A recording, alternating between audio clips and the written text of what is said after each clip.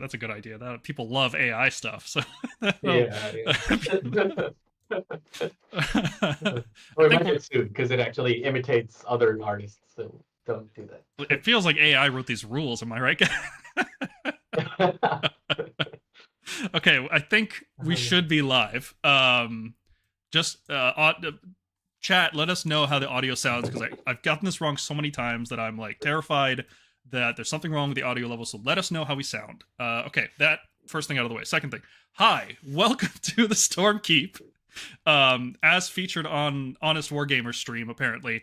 Um, my name is Paul. What? What? Oh, What happened? watch the VOD from Rob's stream today. It was a lot of fun. Okay. Okay. Okay. Yeah. My name is Paul. Today with me, I've got. What's up, y'all? It's David. Oh, hey. Okay, guys, it's Morgan. We practiced this. Why do we even have Oh, practice yeah. sessions? I don't know. Okay. Yeah. What else do I need to show? Thank you to our sponsor, Mind Taker Minis, for sponsoring the podcast. Check them out on the West Coast in Washington. They are providing painting prize contests. They are providing the prizes for our painting contests. I've just got too much on my mind right now with all this stuff. Our painting contest for May is about to end. Tomorrow is the last day. No, Saturday. Saturday is the last day. If you have a warrior chamber unit that you want to submit, feel free to jump into the Discord server and post a picture of it. I can turn these guys up. No problem. No problem at all. Bam. There we go. You guys are seeing how the sausage is made because I had almost no time to prepare this stream today. Put the baby down and came right down here. So, yeah, our Warrior Chamber contest is about to finish. Our next contest starts June 1st. I think you can probably guess what the contest is going to be. If you've been paying attention to the news, you'll probably be able to guess what the contest is going to be. I think that's all the housekeeping out of the way, right? Yeah. Yep. I think so. Okay. So we are here today to do a hopefully long stream about General's Handbook 2025-26 because the whole thing leaked, and since other people have talked about it, now we're going to talk about it because we're not the first ones, and that's my only standard. As long as we're not the first ones to break it, like once it's public, I'm okay with talking about it. So here we go. Lots of rule changes, new battle plans, seasonal rules don't exist. We just there's no seasonal rules, not like Honor Guard or anything like that. It's just the Scourge of Ghyran stuff that they've been showing on Warhammer Community for the last, oh gosh, it's been like a month now, hasn't it? Yeah, it's been a while. Mm-hmm. Yeah, so Stormcast got some ridiculously good artifacts, really good in heroic traits, and a pretty cool new War Scroll for Illidan. Other armies got really, really cool stuff. Like damn, some of the stuff other armies got is I mean, it could be worse. It could be Skaven, right? Skaven just got like nothing, like a wet fart. That's what Skaven got. No, I mean, their stuff is good. It's just some of the stuff is like, wow. It's like they dialed it up. Yeah, like Carnosaur and everything in the Dodges of Kane PDF, just really good. Yeah. It's a whole new metagame coming in. So that's the seasonal rule replacement. If you guys are unaware, there's nothing like Honor Guard or Andorian Acolytes from 3rd edition, or even Bounty Hunters. There's nothing like that. Every army has their own specific seasonal rules. These will be legal just for this current season. And then they're gone forever, probably. So if you like playing Illidan for the next year, well, too bad. It's gone after a year, unfortunately. There's lots of other rule changes, though. I've got a short list of stuff that I was able to find while digging through it today on screen. I guess we could just go through these one at a time and just give our thoughts on each one. There's more than this. There's a lot more than this. This is just what I had time to write up so far. Yeah, let's start. So all-out attack and defense were changed. I think those are technically the only commands that changed, although magical intervention can be used in a new way now, which is cool. AOA gives -1 to save rolls for the unit for the whole turn, which I look at that and then I look at like, I guess not Storm Drakes because Storm Drakes already hit on 2s, but if they have like a -1 hit effect and you're trying to get through it, well, now you're giving yourself a -1 to save for the whole turn. Tempesters are a unit very affected by this, so if you use all out attack in the shooting phase, then when you go into combat later, you just don't have your full save anymore, which is brutal. Would we ever want to offset this with Finest Hour just for the save bonus? I don't know. I don't think so. I don't think we'd do that. Nah.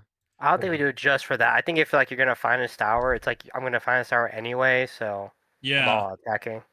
Yeah, like javelins are definitely affected by this unless you're using Vigilors.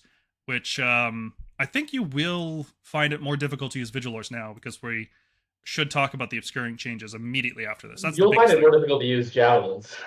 Javelins will be Like, tougher, I think, but not yeah, impossible. They'll Vigilors. still. I think javelins lose like a third of their damage, whereas Vigilors just lose everything pretty much. Yeah, that -1 save is going to sting, but it will mean other armies don't use all-out attack as much against us, which is good. That means we're going to survive longer, because one of the things Stormcast don't like. We're okay at it, but we're not like. I always feel like Stormcast should be tougher, right? And when everybody gets +1 hit, because you just assume you're going to use all-out attack, we don't feel that tough. So maybe this will help with that. You know, maybe it'll make our 3-up saves feel better when opponents just aren't hitting all their attacks like they do now. I could see that, sure. Yeah, like let's say you charge into like Shield Annihilators, right? Or yeah, let's say Shield Annihilators, and you're like, oh man, this is a tough unit. I really need to make sure I take this unit down. So I'm going to use all-out attack. But now you have -1 save. So if and probably when the Shield Annihilators survive that attack, they're going to hit you back with effectively Rend 2, which is a much bigger deal than Rend 1, because Rend 1 is like, it feels like a tickle in this game, right? But Rend 2 starts to feel like really, like, oh boy, Rend 2, no all-out defense? Ew, that's tough. That's going to hurt. So there's a calculation to using all-out attack now instead of it just being assumed. All-out defense, on the other hand, was changed to only give +1 save against the attack ability that you're reacting to in that phase. So what this means is if you're getting shot by 3 units, you can only all-out defense against one of them. And yeah, so there's no more mini game with baiting out defense and then switching targets. You can just pour all your shooting into one unit. In fact, if you split your shooting, like if you're running 6 long strikes now, if you split that into 2 squads of 3, you're going to end up doing more damage overall, because opponents can't defense both shots. They can only defense against the one unit. So half your dudes are going to shoot at full strength, the other half are going to shoot at -1 save. Or +1 save for the enemy. Okay, we'll talk about the other stuff later. Let's talk about obscuring, right? That's the biggest change. Let me bring that up on screen. But basically, obscuring is the secret rule for the season. Like, nothing else really matters compared to obscure. Well, that's not true. The battle plans are crazy. They're really going to make a big difference. But this obscuring change is definitely the biggest thing. All right, let me bring it up on screen. Bam. Okay, obscuring. Well, every model... hold on, I'll share it with you guys too. So we're on the same page. There we go. All right. While every model in a non-monster unit that doesn't fly is within 1 inch of a terrain feature, it's only visible to enemy units that are within its combat range. And they also have half range on their attacks. So, what obscuring used to do was, if you were on terrain, you couldn't be shot. You could still be hit by spells, you could be hit by debuffs, you could be hit by everything that required line of sight. But you couldn't be picked with shooting attacks. And then later they changed it, okay, well, at least you can't be picked with shooting attacks against non-shooting combat weapons, right? So like javelins just kept getting better and better throughout that edition, that season. Yes. Now you just can't be seen, period, unless they're in combat, which means all of, like, shooting still obviously works the same way. You can't be shot. But this also blocks spells like Croak's Celestial Deliverance. It also blocks effects like Bellacor's Dark Master, which requires sight. Basically, everybody's going to comb through every rulebook and every index and look for the word visible and all their abilities and like redline it and make sure that you know that this ability requires a visible unit, because some do and some don't. And there's not really any rhyme or reason behind it. And visible is now the most important thing in any ability, because obscuring... it's freaking everywhere in these rules, in the battle plans, because every piece of terrain now will be obscuring, and most objectives over the course of the game will be turned into obscuring. And, yeah, that's horrifying. I look at KO, and it's like, I look at those, like, remember those 3rd edition, like, 30 Thunderer lists? Yeah. Dead. Oh, they're dead. Yeah. If you bring that much shooting, there's armies that were bringing nothing but like 3 squads of minimum wardens, an army full of like sentinels and wind chargers, completely dead. Wind foxes running around, like 4 wind foxes and all sentinels and Huracan wind chargers, completely dead. Yeah, it's not like those armies do nothing. It's just that against many, many, many targets, they have easy counterplay. Like, it's really easy to put your models within 1 inch of any obscuring because there's so much obscuring on the table. Yeah. Because another thing that happened with these rules, let's see here. You can see here's a terrain chart. You'll notice that all of these, except for obstacle, now say they have the obscuring rule. So obscuring terrain, which obviously has obscuring, but now also places of power have obscuring. So if you're within 1 inch of a place of power, you have obscuring. You also have obscuring on area terrain, which used to just be cover. So things like storm vaults, like all these like big flat pieces, those are all obscuring in this season. And as far as we know, for the rest of time, right? Like, unless they update the rule again. So just off the bat, most of the battlefield gives you very easy access to obscuring. But it gets sillier because you can also activate places of power in order to turn objectives and terrain into obscuring. So let's take a look at this new places of power ability, which, until I saw this, when looking through all these pages, until I saw this ability, I was like, yeah, this season looks fun. The battle plans are kind of wacky, but it's pretty much gonna be the same game we've been playing. And this completely flips it on its head. This has changed everything. So places of power used to be start of any turn, you pick a hero, it activates a place of power on a 2+. On a 1, it takes D3 mortal wounds, but on a 2+, you got +1 to cast, +1 to chant, and +1 to banish. And if you weren't a wizard or priest, you could gain the ability to unbind and banish instead. It does something totally different now. There's no more bonuses to casting or chanting or anything like that. So you're not going to have like +1 cast Storm Coven. You're not going to have like +3 cast Krondus anymore. All that stuff's gone. There's as far as I know, nothing in the core rules that would give you bonuses to casting or chanting. I think you can. There's one battle plan, I think, where you still get casting bonuses if you set it up properly. But anyway, you use the place of power. There's no dice roll required to activate it. So if you just go to this last one here, the hero's not a wizard or priest. They can unbind or they can use unbind or banish. So you don't have to roll if you just want to get the unbind and banish ability, which is great. So stuff like Bastion, Knight Judicator, gosh, there's tons of heroes like this. They can all just activate this to get an unbind for that phase, or banish even, which is cool. Especially now that Magical Intervention allows you to banish, which is really, really cool. But the important parts is the second one here, Rapid Sproutling. You pick an objective or a visible terrain feature within 12 inches of that hero, and on a 3+, that objective or terrain feature has obscuring for the rest of the battle. There's nothing that can remove it. Yeah. And just to this, to be clear, it's not from the place of power that you measure. You measure from the hero that's activating the place of power. And it's not wholly within 12, it's just within 12. So if you look at the deployment on some of these battle plans, like just as randomly this one here, you could feasibly get every single objective here within 12 of a hero activating one of these 4 places of power. Is there a way for me to mark this up real quick? Okay, figure that out later. Here it is, edit. Cool. Okay. This is not helpful. No prep time for this stream at all. Anyway, point is, there are places of power everywhere. The places of power themselves are obscuring. So if you're just standing within an inch of the place of power, you get obscuring. All of the obscuring terrain on the board is obviously obscuring. And then the obstacles, or area terrain, if you're using them as area terrain, they give obscuring. If they're obstacles, they don't give obscuring. But you can just give them obscuring using the place of power.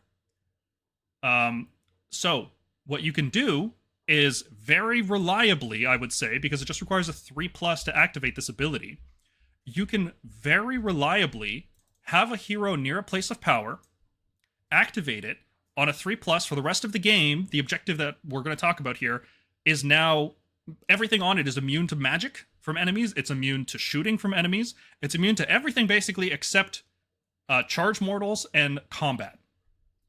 So pick an objective. It's now obscuring on a 3+. Whether if you got it on your turn, great. If you didn't, do it again on your opponent's turn, because it's every single turn that you can do this. There's no downside. There's no mortal wounds if you fail or anything.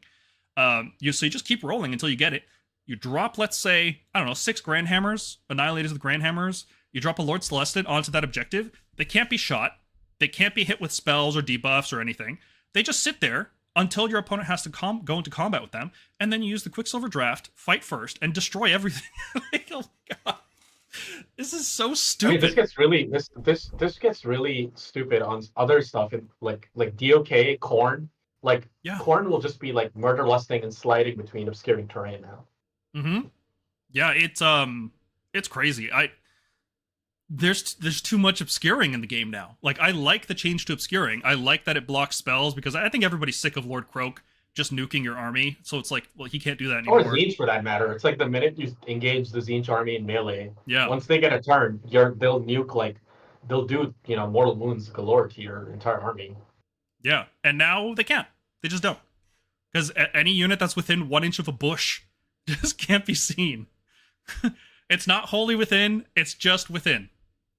I will say, though, like, so that's like the whole point. It's I wouldn't say it's like, I mean, it's a big change and affects shooting really badly, but it's not like this apocalyptic change, okay? Because what's happening is it's previously, if you were standing behind the woods, and even if you were 5 or 10 inches behind, if I drew a line and then passed through the woods, I couldn't see you for shooting only. I could not target you for shooting attacks.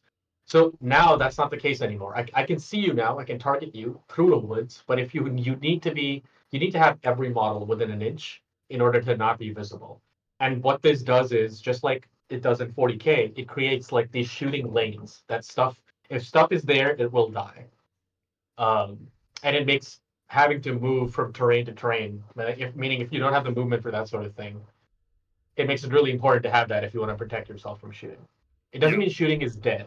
It just means shooting has lanes, and instead of being this omniscient power on the board that can just target anything anywhere except for this like one of 2 templates or whatever that are woods, it is now this thing that is restricted to certain lanes in the game.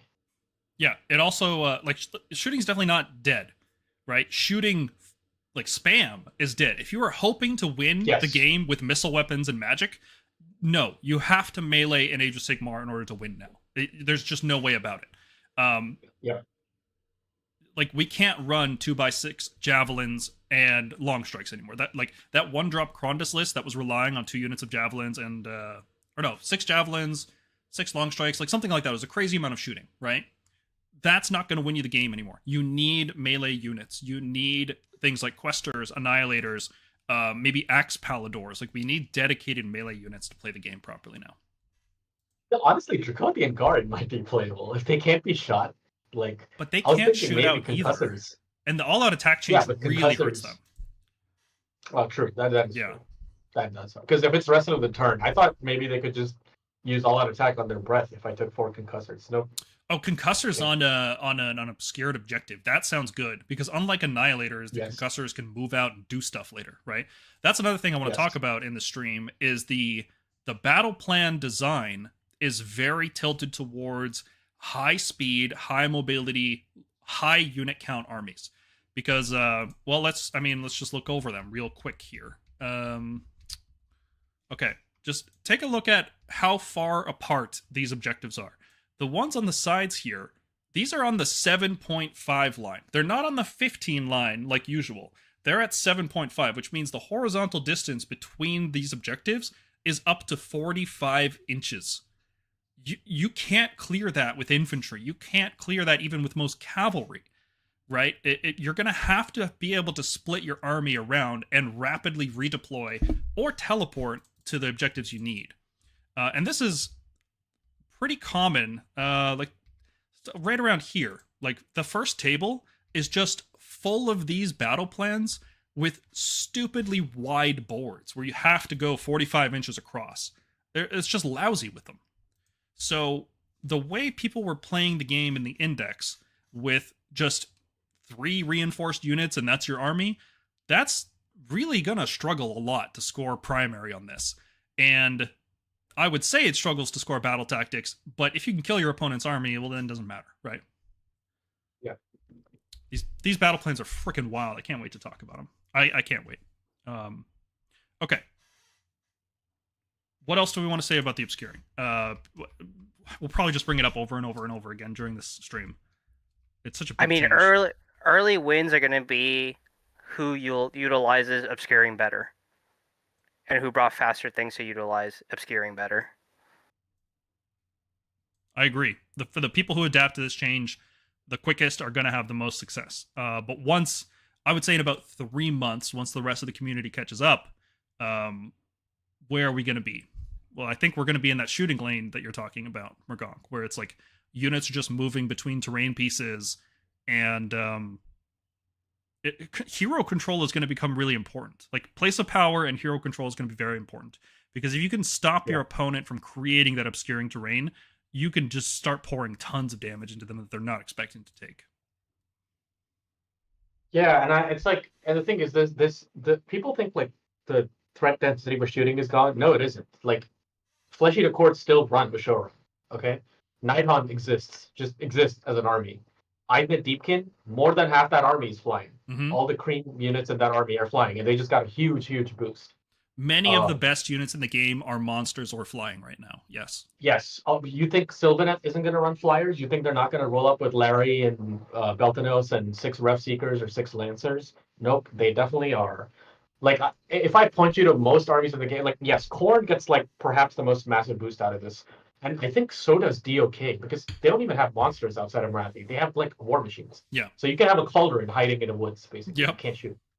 So it's wild to me that war machines can hide, because DOK makes out like bandits, like S tier update for Scourge of Ghyran, rules as far as that's concerned. But other than that, every single army is running some sort of like big scary threat that you need to respond to. Even Nurgle's still running flies and like their Rodiguses and whatever their blowout rot spawn, whatever the crap they have going on. I think dealing with those threats, you're still going to need shooting, but it's not going to be a shooting heavy game. And I think that's fine. I think Age of Sigmar is definitely a more interesting game when we can't make for those of you who play Magic, the Doomblade argument when it comes to shooting. Oh, it just gets shot off the board. Like I think the game gets better. Now time will tell if it makes mid-range. I say mid-range. I'm still using Magic terms still, but it's like that Brawl too degenerate. Like there's way too much like back and forth going on in Brawl, but like obviously like there's nothing to sort of make the list more honest. Mm-hmm. I think it will be very much more about trading melee hammers, and I already see how we're going to adapt to that, man. Questor Soulsworn at 200 points. Oh yeah, Annihilators and Questor Soulsworn, buddy. Thunderhead Host, man, it's there. Thunderhead Host, yeah, it's about. Actually, this is a huge boost to like Reclusians. I'm not gonna lie. Yeah. Like, if you cannot shoot the Lord Terminos and the Reclusians can hide from shooting, like, sorry, yes, I will save all of my. Sorry, the Reclusians can hide from prayers and magic. Yes, absolutely. I will use my 3-up ignore on your rampage. Or, not on some hero face stuff. Or charge mortals. Yes. Because we can already 3-up ignore rampages in our army. Yeah, yeah. You know what I mean. But yeah. It's okay, so the Quicksilver draft just looks better and better. Like, do we have 3 S tier artifacts in our army now? Like, it's so crazy how stacked we are. Yeah. And I'm sad we can't take more than one. I wanted 2 things out of this General's Handbook. These are like more than anything else. I wanted these 2 things. One, something in list building that lets you take more enhancements, like a Warlord Battalion in 3rd edition. Like you build your army in a certain way, and you can pick another artifact, or you can pick another spell lore or something. Like some way to customize further. The other thing I really, really wanted out of this edition, or sorry, the season. It is basically an edition though. Changes to how you charge terrain and static manifestations. Now, they did not implement either of those things, and I'm quite sad because I think especially the charging manifestation thing, that is making the game worse, especially for new players. Like, the look in their eyes when you tell them, like, no, the thing to do is to not deploy this cool terrain model that costs 0 points that your whole army is balanced around. If you deploy it, you'll lose the game. And you explain it to them, and they're like, "Oh, but I bought the model. I put it together. I brought it. I was excited." Like, it's just a terrible feeling. So I really hope there's still time to errata that in. But man, it's disappointing that it's not in there already. That's like my number 1 complaint about this whole edition. All right, let's talk over more changes, and we will talk about obscuring again as it comes up. What else have we got here? Banish can be used anytime you use a prayer or a spell ability. and this specifically mentions magical intervention. So before banish was an ability you use that would count towards your power level or something. It was some really convoluted way of doing it. Now it's nice and simple. Anytime your wizard or priest would use a prayer or spell ability, you can use banish instead. And that includes when you use magical intervention, which means you can use banish in your opponent's turn, which you weren't able to do before. Now, it does cost a command point, and it's still not guaranteed because it's a dice roll. But your opponent can't like have a bunch of like, especially on the double turn. This always infuriated me. Opponents would just cast spells one turn and then they got a double and then all of their spells got to act normally and you have no way to interact with them basically until it's your turn and you can try to banish them. Now you do. Now you still can't you still can't banish manifestations that were set up in that turn, but you have some way to react to spells that are on the table already, which I think is really good. It's a good healthy change. I think they did it because like what was happening was you could summon a spell and then if you double them, they can't banish anything. Exactly. So you would get to guaranteed use your spell. So they're trying to introduce mechanics to counter that, which it's I like it. It's a nice quality of life change. Yeah, another thing to note here is that magical intervention says you reduce when you use magical intervention, your casting and chanting rolls are reduced by 1. Not your banishment rolls. So Knight Arcanum with magical intervention is still banishing at +1 in the enemy turn. And if they have any other spells out, +2, +3, +4, and so on.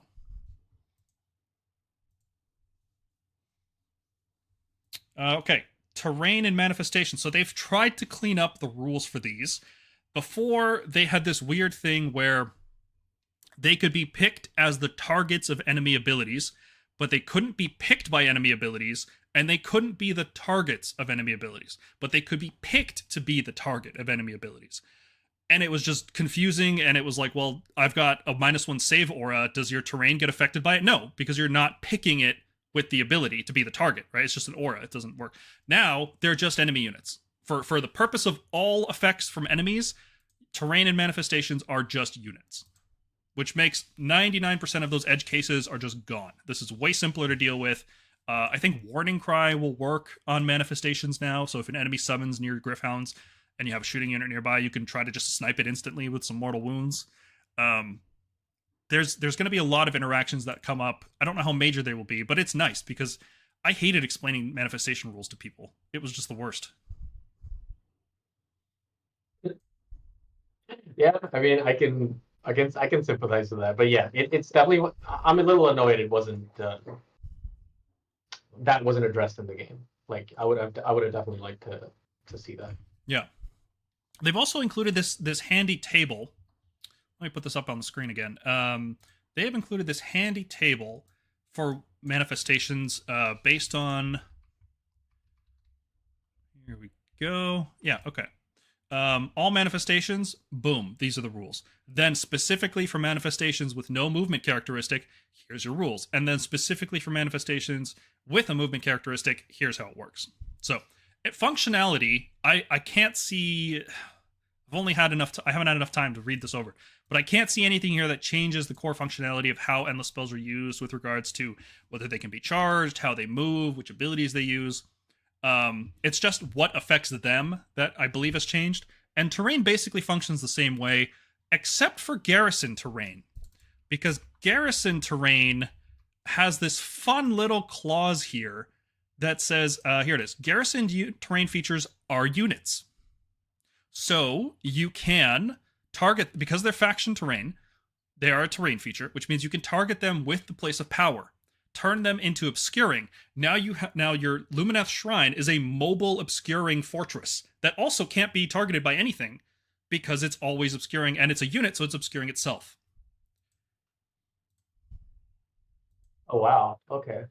So we can turn our I think we can turn our Stormreach portal into obscuring. The portal itself won't be obscured because it's not a unit, right? But the units around it should get obscuring. But it's different when it's garrison, because it says here garrison terrain features are units, which means the garrison itself is a unit, which means it gets the obscuring benefit. Because it's not a monster. Oh no, it might have fly.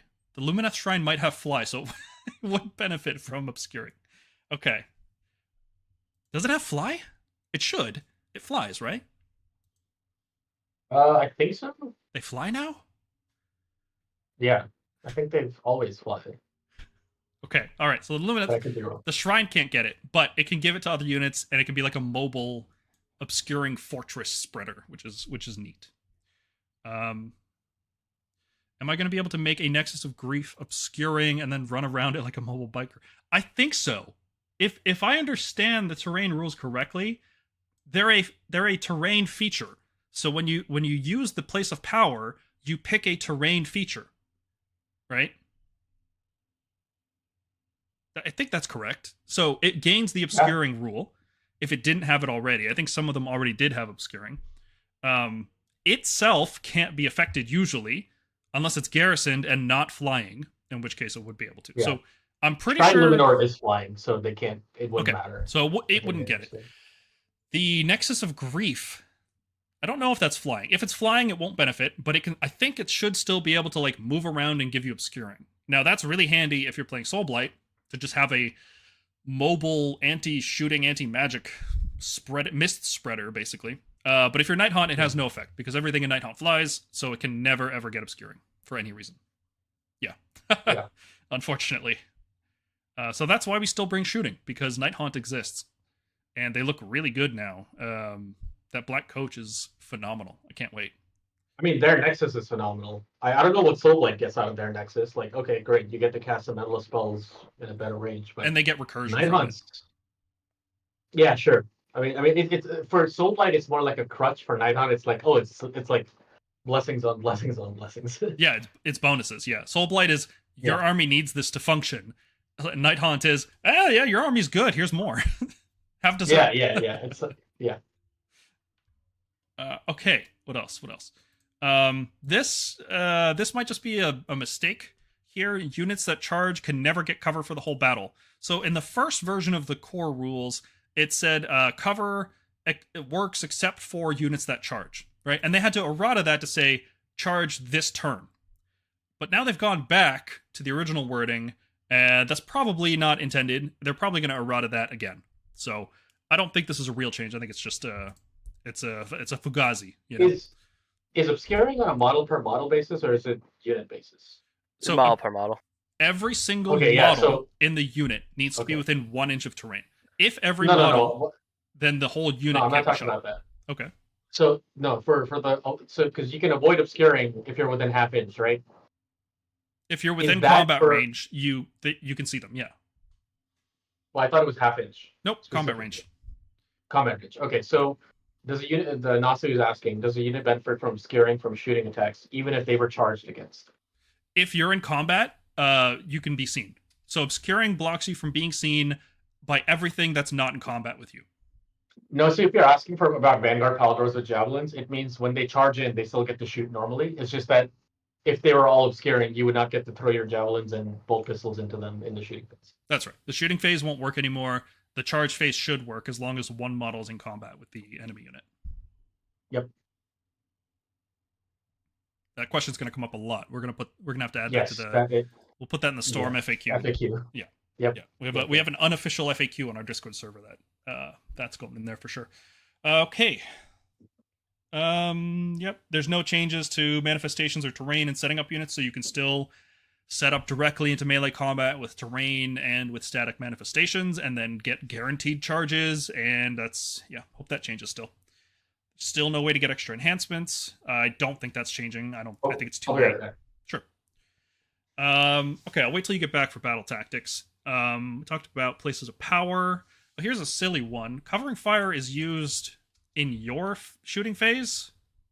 Definitely a typo. Well, it's a consistent typo across the reference page and the command page. So I don't know why, because there's another weird thing happening here where unbinding as an ability, you can see unbind has the prayer keyword for some reason.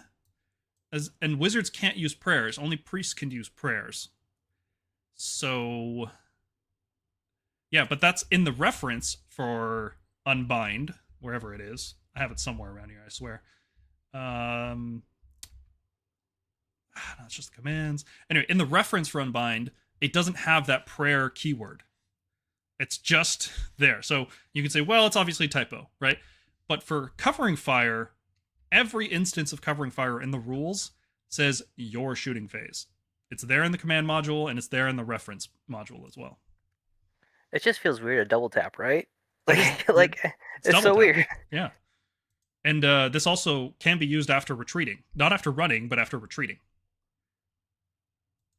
So that's obviously a typo, right? There's no way they intend for covering fire to be used as like just a double tap. Maybe they do. Maybe with all the obscuring now, we needed more firepower.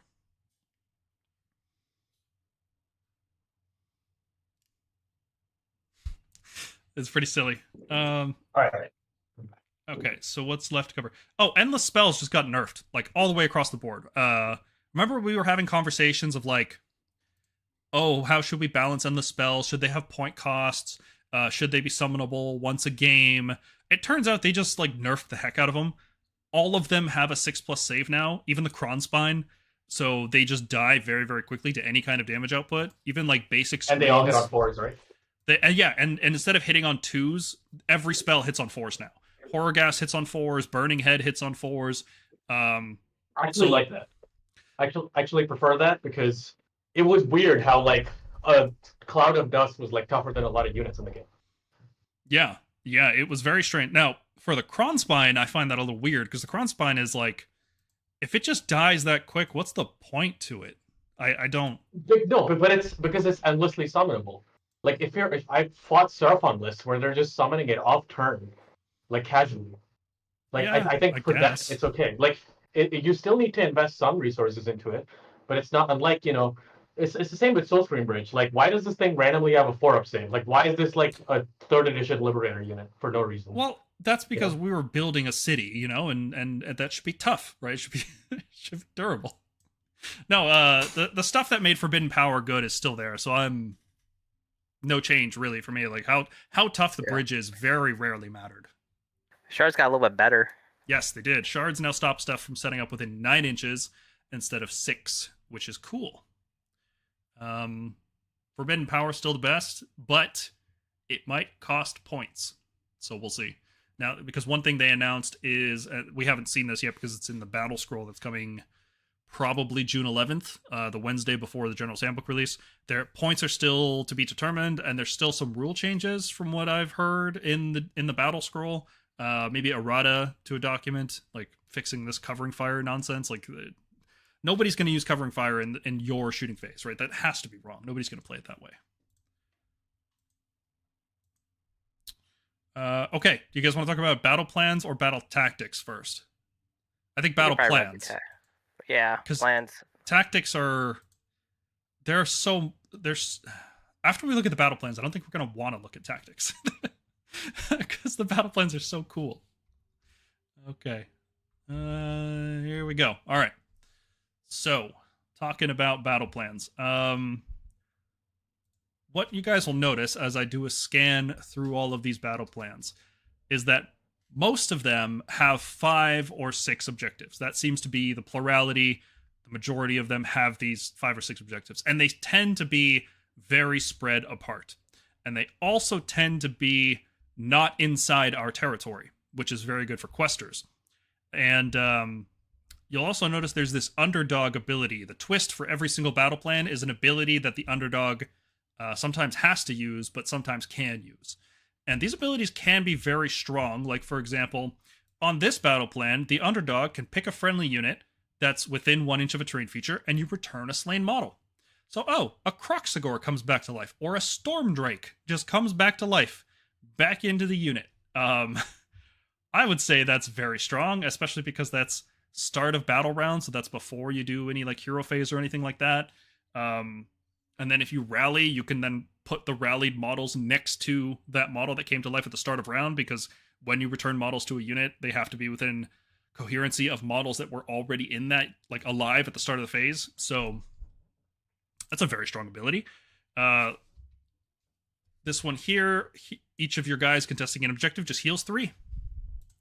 Pretty cool. this one. Oh, this one's crazy.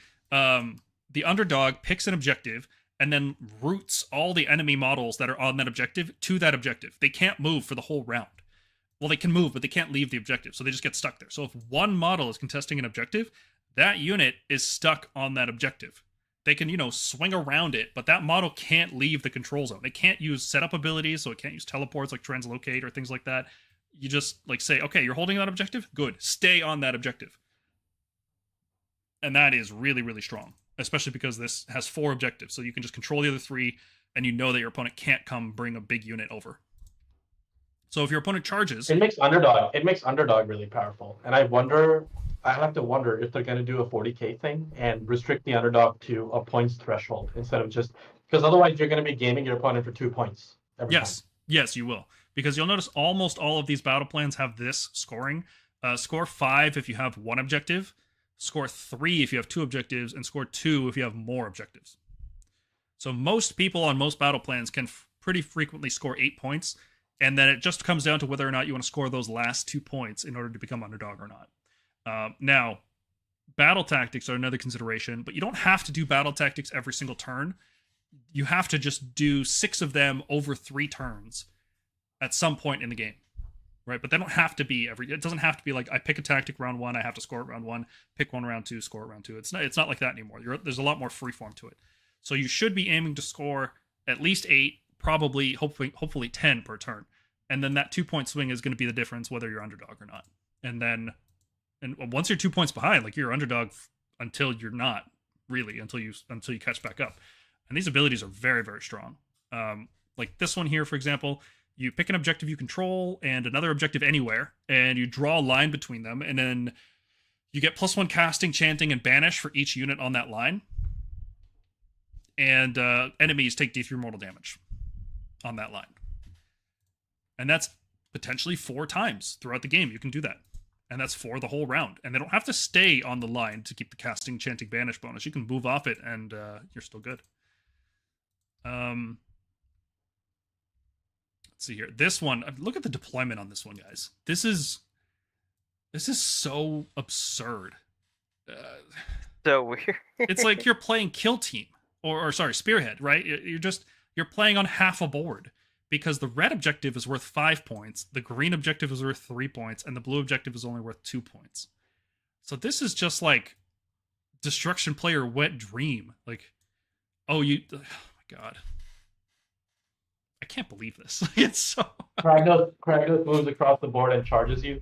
Yeah, that's what this plan is. Yeah. Now, the balancing factor, and I think what makes this battle plan strategically playable, is that you can't control any objectives on round 1. So both players go into round 2 with 0 VP, except for whatever battle tactics they score. Which means the first turn will probably be spent just feeling each other out and positioning for 2, 3, 4, 5. But then at the very end of the game, whoever controls the blue objective, the one outside both players' territory, they score 10 extra victory points. So you can't score anything round 1, but the person holding the blue one at the end scores 10 more. So if you want to max score on this, you have to score every single objective, every turn, and then at the end of the game also be holding the blue one. Crazy. Oh, and then also, if you're on the blue objective, the underdog can just deal D6 mortal wounds to every unit on the objective. It means you only go for it rounds 4 and 5. It's so crazy. This just means you don't even care about the objectives. You make a beeline for your opponent's army and try to table them if you're destruction. Yeah, and you just score everything afterwards. What Serial Box said in the chat, whatever player gets tabled, the other player gets 10 points. That seems to be a common theme across a lot of this, is tabling people is very good, because then there's nothing to stop you. Because I think all of this stuff assumes, 2 armies of roughly equal power and strategic power as well, facing off and taking close games. What's going to happen a lot of the time is you just get run over, and then one player just, max scores, and then that's it. There's always so much fluff, and at the end of the day, as you keep playing, it feels like, well, if you have no more models to put on circles, I kind of just win this game. And I hate that because they've been promoting it all this time with more 3d6 charging, more hero phase moving, more normal. Like these battle plans with the new obscuring would have been nice to have without all these movement buffs. But now they're giving them more movement buffs to just reach across the board and hit you. It's crazy, man.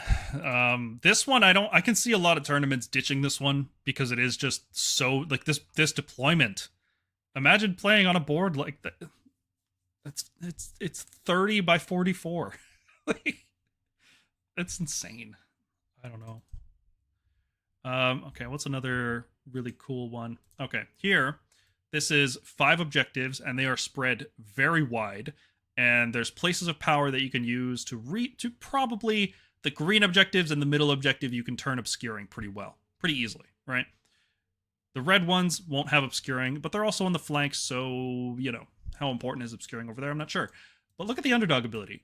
For the rest of the... So you pick a pair of objectives, so you can pick the 2 blues or the 2 reds, and for the rest of the round, your units, your melee units, get +1 rend in melee while you're contesting that pair of objectives.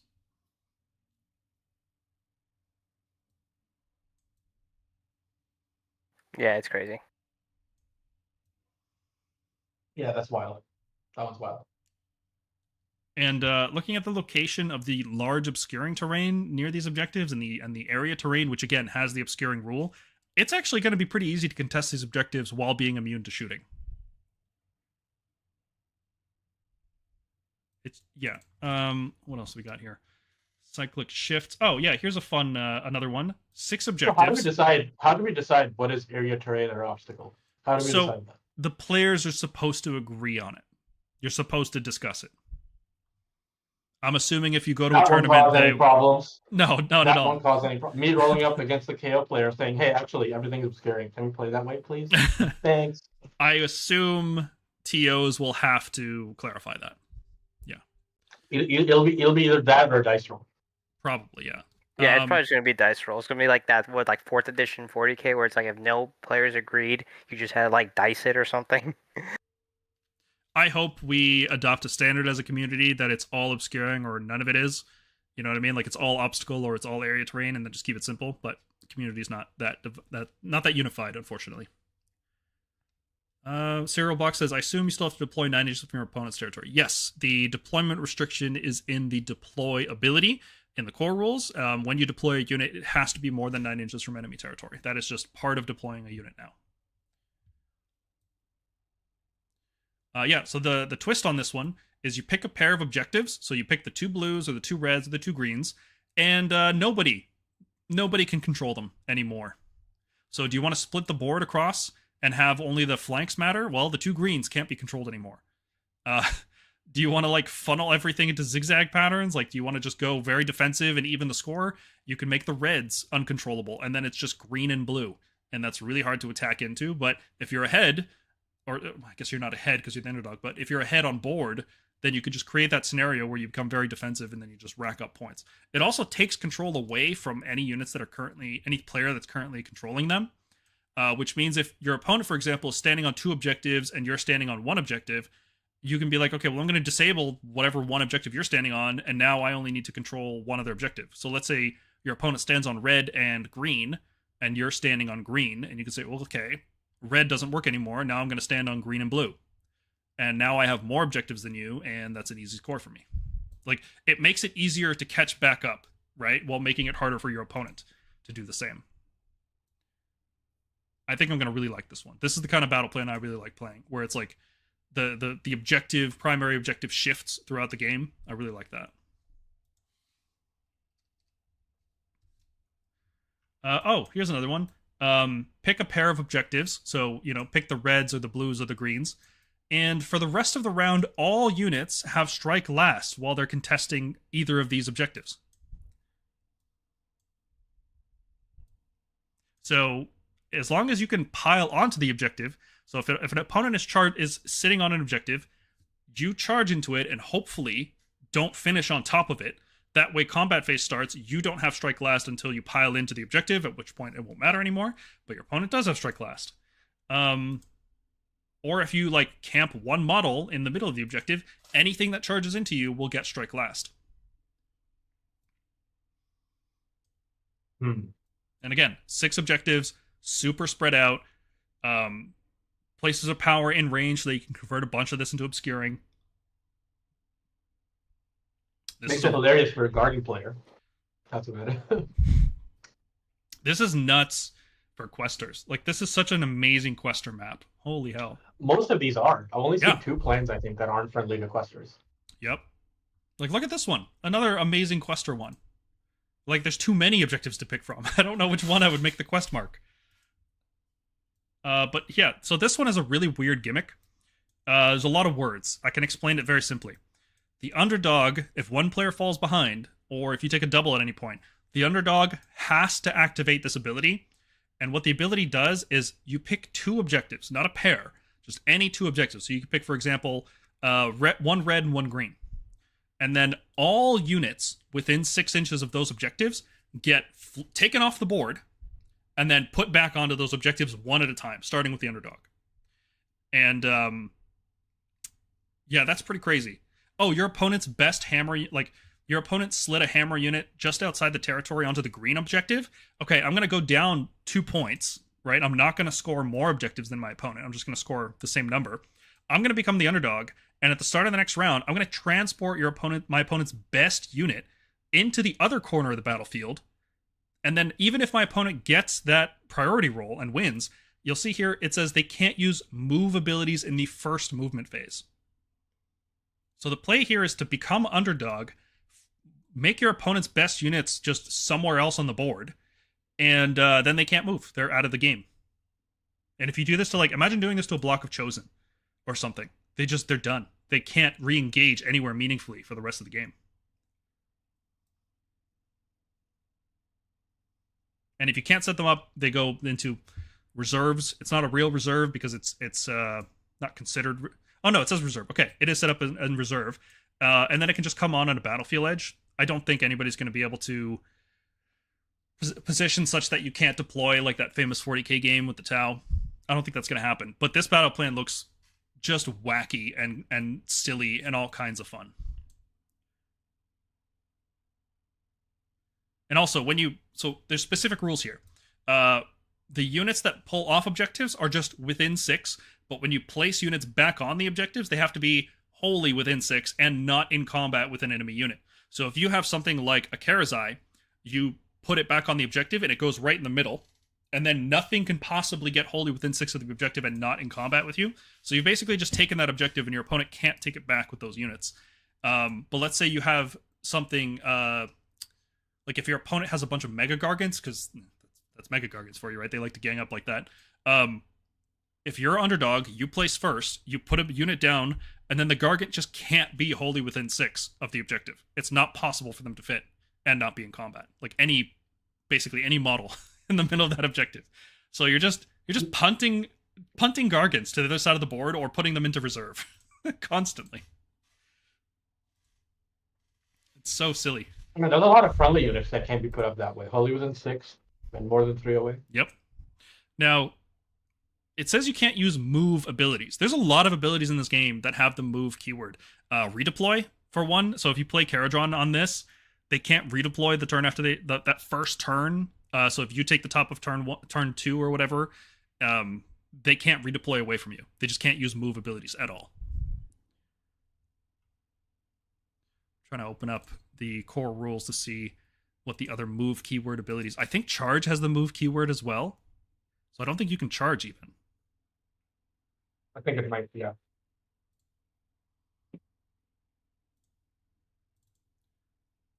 Okay. Let's look this up. Yeah, charge has the move keyword, so you're not charging that turn. Even though you're set up outside of 3 inches, you can't redeploy, you can't charge, you can't countercharge. I believe countercharge would also have the move keyword. No, because countercharge doesn't need the move keyword because it lets you use charge, which has move. What does lost unit mean? Cereal box. Sorry, cereal box. Okay, I got that joke now. But a lost unit just means a unit that cannot be set up as a banished unit. It just means, you see that other part where it says your movement phase, you can set up a lost unit. It basically acts as a reserve on your turn that you can set up on the battlefield edge. It's not dead. Now, if they can't set up for some reason, then yes, it would be dead after round 3. But yeah, usually you just come in on the table edge. But it's like really brutal if that happens, right? Because you can't set up, you can't move. Yeah, and not just that, but like if it's your turn, yeah, the setup is in the movement phase, so you can't move. You basically have to try a 9-inch charge. Yep. This looks too wacky to get played, but I actually think it could sneak by. I think people would find it fun enough that it would see play. I have a Discord where like the TOs or like my local TOs from like back when I was in St. Louis, like they marked maps that they think are green for tournament play. I think it's only like 3 or 4 green ones. Most of them are not. Like most of them are what you would call like wacky. Mm-hmm. Yeah, something's got to make the cut, right? And this might be it because it's crazy, but I think after you play it, it'll be pretty fun. Okay, this battle plan here. This is like a theme. It's either like red or green. On rounds 1, 3, 5, you're in the red phase, and on 1, 3, 5, you're in the green phase, and on rounds 2 and 4, you're in the red phase. So when you're in the green phase, you can only control the green markers. That's the only way to score points. There were 5 victory points each. So if you want a max score on this, you have to be able to control on round 1 the 2 green ones, and then the 2 red ones, and then the 2 green ones, and then the 2 red ones, and then the 2 green ones again. Which is like that's crazy. That's like 2nd edition crazy. I love it. And then if you're underdog when this is happening, on red phase, when you're defending Oakenbrow, the red objectives, you get +1 to wards while you're contesting the red objectives. Sorry, while you're contesting the green objectives. Yeah. Yeah. So if you're on red, you heal, and if you're on green, you get +1 to ward or a 6-up ward. And then in the other rounds, you have +1 to wound rolls while you're contesting the green objectives. So these battle plans give significant combat bonuses to units. +1 to wound, +1 to rend, strike last. They are like they actually do just buff your damage. So making these things obscuring is incredibly important. And you'll notice again, places of power. There's 4 on here. Every objective can be turned obscuring in this battle plan. Man, OBR and Nurgle on 4-up wards in the combat phase. Yeah. Not looking forward to Sigmar. The Knight Relictor does not have to pick a visible enemy unit. He just picks an enemy unit within 12 inches. Easy S tier. Every list. I mean, shit. The 5-up ward is still hard to kill, man. 4-up wards, like I was looking at Fire Slayers. I'm like, oh yeah, Fire Slayer damage is good. I'm like, what do they do against a 4-up ward faction? I mean, they also have a 4-up ward, so I guess that's something. But they don't have any ward removal. Seraphon at least has the Star Seer, Star Seer. Yeah. I don't know how Fire Slayers play these battle plans. 4-inch legs do not get across 45 inches of battle plan. No, they have to, thank God they gave them the Rune Sun update. It's going to be 1 Rune Father and 6 Rune Suns. That's the list. You need speed. I don't think slow infantry is going to be viable here. Well, unless it can teleport or it can strike first, or it has to it can't just be a slow infantry unit, it has to be really tough or really fast. Well, okay, I don't know about that. So you can be faster. Like Nurgle just got their +2 prayer to move prayer. Like on this battle plan, it just means Nurgle needs to play for on a 6 objective map, you don't care about scoring any of the home ones. If you're a slow army, you're scoring 4. You're aiming to score 4. And they really can be any 4. You can start your army on the right side of the map and go top left, or you can start your army on the left side of the map and go top right. And that's basically it. I've played we used to have a map like this, I want to say in 3rd edition. I played that with OBR. I think it was the one where you removed objectives, limited resources, or waterfall or something. No, it was waterfall. It was the one where you siphon the fall. Yeah, limited resources. You know what I mean? We just had that in this season too. Yeah. No. It was one where you siphoned the well water. And you couldn't do it on if you scored an objective and you controlled it for 2 consecutive turns, you couldn't. Yeah, limited resources. That was in 3rd edition, and it was in 4th edition too. Okay. So basically, this it's basically like this is the layup. So I've seen slow armies play that pretty well. It just means they have to push in a certain direction, and they can't contest the home unless something's gone really wrong. Well, They're if trying to hold fort. looking at this battle plan, I would say this battle plan favors whatever army can teleport, because it will eventually, like, the players can easily hold blue and red, right? Minimal resources to hold those, and then it becomes a battle over the green objectives. And because you'll have to commit most of your resources to the green objectives, I don't know how many armies can keep goalies on the blue and red at the same time. Because if you ever give up one of those at any point, you fall behind, right? Yeah. Because you have to keep it even at best. Gore Warden S tier. Yes. Apart Gore Warden.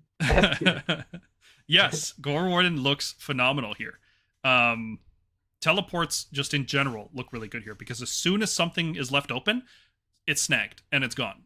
Which means just the threat of having a teleporting unit with Translocate or the Stormreach portal or anything will you just win. Like, you're gonna win the mid fight because your opponent has to hold something back, and you don't have to hold something back, so you'll win the mid fight.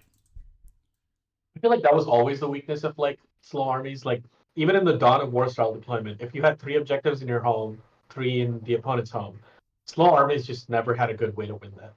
Yeah, they're not going to be able to get through blue or red. Yeah, they were always vulnerable to teleports. Like I literally won at the GT we went to in April, Brewski, where yeah, I won against a Stormcast player that did not deploy the Stormkeep portal because I just teleported end game and just took all their home objectives. Yeah. Yeah, and this one, the strike last thing is crazy.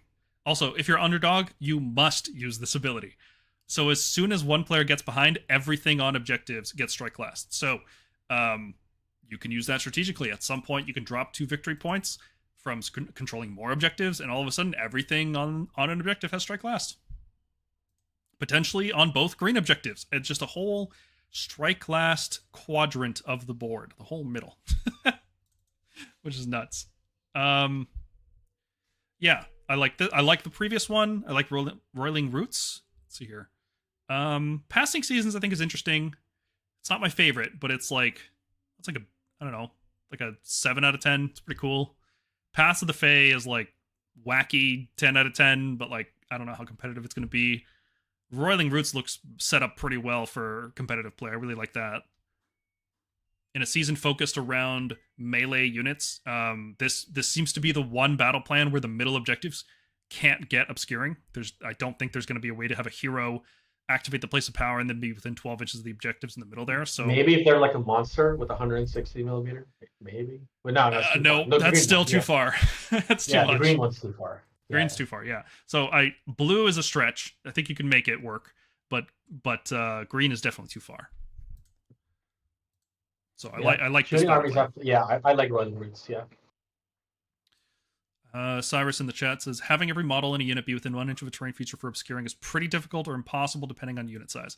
It is not. Maybe, especially not for Stormcast. You don't have to be wholly within 1 inch, just within 1 inch. So if just the back of, like if you have a unit of Stormdrake Guard, right? They have bases that are like this big, 4 of them right there. As long as the back of each base, well, Stormdrakes are a bad example because they have monster, so they won't get it. But let's say Dracoths or Vanguard Paladors. As long as each model is within 1 inch of the terrain, doesn't matter where the other side of the base is. Like with long oval bases, it becomes very easy to stay within 1 inch, especially because every single piece of terrain has obscuring, and objectives will frequently have obscuring as well. It's going to be very easy to be immune to shooting. Yeah. I mean, as to the area terrain or obstacle thing, I think it's like GW gives examples of like what is obstacle, what is obscuring, like hills and flat terrain or whatever. I think it'll come down to what pieces the TO chooses. Yeah, like you can see here, this terrain sizes thing. It says terrain that fits into an area no larger than 7x7 is small, and then it gives you 7x12 is medium, and then larger than 7x12 is large. And this would be a perfect time for terrain templates, actually. Now that I think, like, you know how 40K has like those clear terrain templates? I just don't want them to be symmetrical or like, I want them to be weird shapes, but I want them to be templates, right? Like woods. Why do you want them to be weird shapes? Because it's boring if it's like a square or a circle or something, that makes the battlefield look terrible too. What if there is a square or circle, but the weird terrain is on there? Oh, that's fine then. Yeah, I'm okay with that. Yeah. What I mean is like make it consistent for the purposes of measurement, but put the weird pace you have on it. I see what you're saying. Yeah, I can see that. So what was I saying? Yeah, so they tell you sizes, and then for terrain type, all they tell you is says before the battle begins, players must agree on which type applies to each terrain feature. That's the rule. Just talk to your opponent. If your tournament organizer didn't tell you what to do, you're supposed to just talk to your opponent. And personally, I'm gonna probably say every piece of terrain is obscuring because it's easier than keeping track of which terrain isn't obscuring. Because that's really the only difference now, is which terrain isn't obscuring and which terrain isn't unstable. Like, what can I walk across and what can't I shoot at? And it's just easier to say everything's obscuring. Nice and simple, consistent. Yeah. Let's get back to the battle plans. Okay, we talked about Rolling Roots. I like it. Morgana, you're a fan. David, what did you think? If you're still there, okay, he might be putting his son to sleep. Cyclic shifts. I quite like this one. I like any battle plan that forces the primary to be different in some way. And the fact that this is in player control and it's optional, it's not required. You can use this ability. You don't have to. I think it adds enough variety that I think I'm gonna like this battle plan. It's like a 9 out of 10 for me. Surge of Slaughter. This is the one that gives you +1 rend. Otherwise, it is straightforward. This is like the most standard battle plan. 5 objectives. Scoring more will usually come about from controlling the middle one. So yeah, pretty typical, pretty boring. Yeah, I don't know. It's fine. Like an 8 out of 10. Very playable, but kind of boring too. That might see play for that reason. Yeah. It's boring. Yeah, it'll be common. And because this one will be common, I mean, this is one of those 45-inch gap ones, right? Like, yeah. Good luck if you're slow. Good slow infantry. Yeah. Linked by ley lines. This one's pretty typical. But the way you score is kind of strange because it's got this mechanic called a linked ley line. So the objectives across the horizontal line. So basically 2 green, 1 blue, and then 2 red, 1 blue. Those are like a line, right?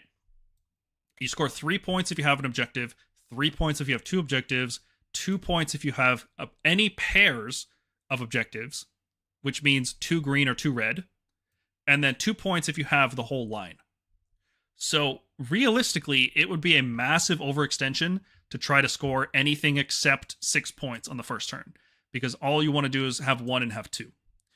There's no reason to have more objectives than your opponent here, because the only way to score is to have a line or pairs. And both of those seem like a massive overcommitment early. This is also one of the ones where every objective can become obscuring because the places of power are positioned in such a way. So this one looks pretty standard. The twist here is while you're the underdog, all of your weapons have anti-manifestation. And your manifestations have strike first. Now, anti-manifestation actually doesn't matter because manifestations can't get save bonuses. They can't use all-out defense, and they all have a 6-up save now. So unless you were rend 0, this has literally no effect on your army. It matters for faction manifestations, which I don't know how many of them have. True. I think the Nightmare Predator might, like the OBR one, is like 10 wounds and a 4-up save. But yeah, as long as Forbidden Power has the bridge, that's the only spell lore that matters. Especially now that Purple Sun got nerfed. Friendly manifestations have strike first. It's like, man, Stormcast lore would be horrible with this. Yes, it would. Kron Spine with strike first would be kind of cool, right? And this is honestly, this is defensive strike first too. Yeah, I think Purple Sun and not Purple Sun, Primal Energy, like Burning Head and Ravnax. The Jaws really want to charge. Defensive fight first doesn't do much for them, but they can charge in and fight before allowing you to fight with something else. Yeah. Yeah. Well, it would break your QSD combo though, so you don't want to do that in that scenario. I mean, I don't care about that. I care morely about like if I charge in with like some cavalry because it can keep up with cavalry. Yeah, and it can add more damage. Yeah, it's fine. Like this is again standard battle plan. The scoring is a little bit different. I think this will be a pretty common one that people will see. Okay, Noxious Nexus we talked about. This is like low chance of seeing tournament play, but super fun. Yeah, very low. Super fun to play in like a basement hammer or garage hammer. Hammer. You know where this will see play? This will see play at like those tournaments that have 5 rounds and then the 3 like Shadow round.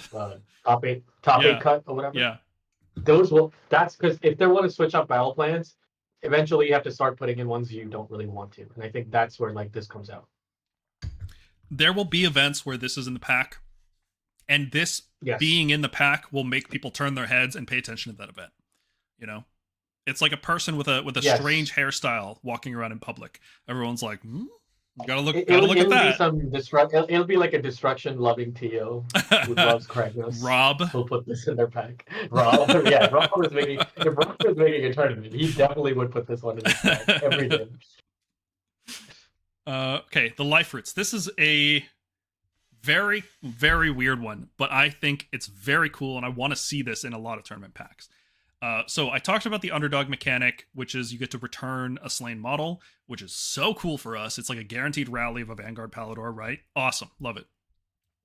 But take a look at this other mechanic. Each player scores a life root point at the end of each of their turns for each terrain feature they control. And there are 10 terrain features. Sorry, 8 terrain features. 4 basically in each player's territory, 2 of them pretty accessible, and then 2 of your victory points every turn. It's not about scoring more objectives, because there's only 2 objectives. You can't control more objectives pretty much ever.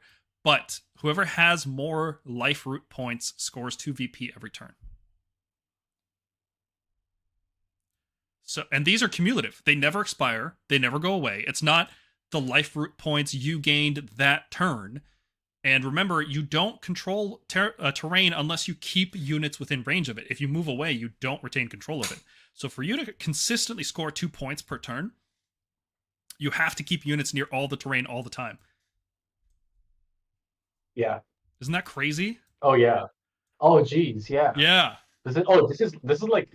Wait, hold on. Can you show me the full picture of this? Like, sure. What the thing is? This is the one where you return a slain model. Oh god, return Stormkeep card. Ooh. TOs might not put this in. It's like it's like I can see the reason for putting this in. Like I can understand that mentality. Like okay, put it in. But this like just kills KO. Like what do they do? They contest objectives. They contest the terrain. I don't know. I love this because there's very few battle plans these days that make you think how you build your army. And the way this one wants you to build your army is as MSU as possible so that you can constantly contest terrain all around the board. Teleports are super good because as soon as one person leaves a piece of terrain thinking it's safe, oop, now I've taken it, right? Board edge teleports are good because of where the places of power are located and the obscuring on the one edge. There's so much cool stuff that you can tinker with your list to favor you on this battle plan. And so it's hitting not just KO, but people who reinforce their models a lot. Yeah, TOs won't put this. This will piss people off. No, yeah, I'm serious. Like as much as I would want them to put this as a challenge, they will not because it will absolutely piss some people off. Honestly, if I had like a couple of like beers, like this plan would be so much fun. Okay, so here's what we got to do. We got to host an event with Noxious Nexus, Life Roots, Fey Lines Open. Like all of these battle plans that everybody is saying aren't going to see tournament play, the whole tournament will just be those battle plans. If you play the battle plan sober, you get minus 10 points.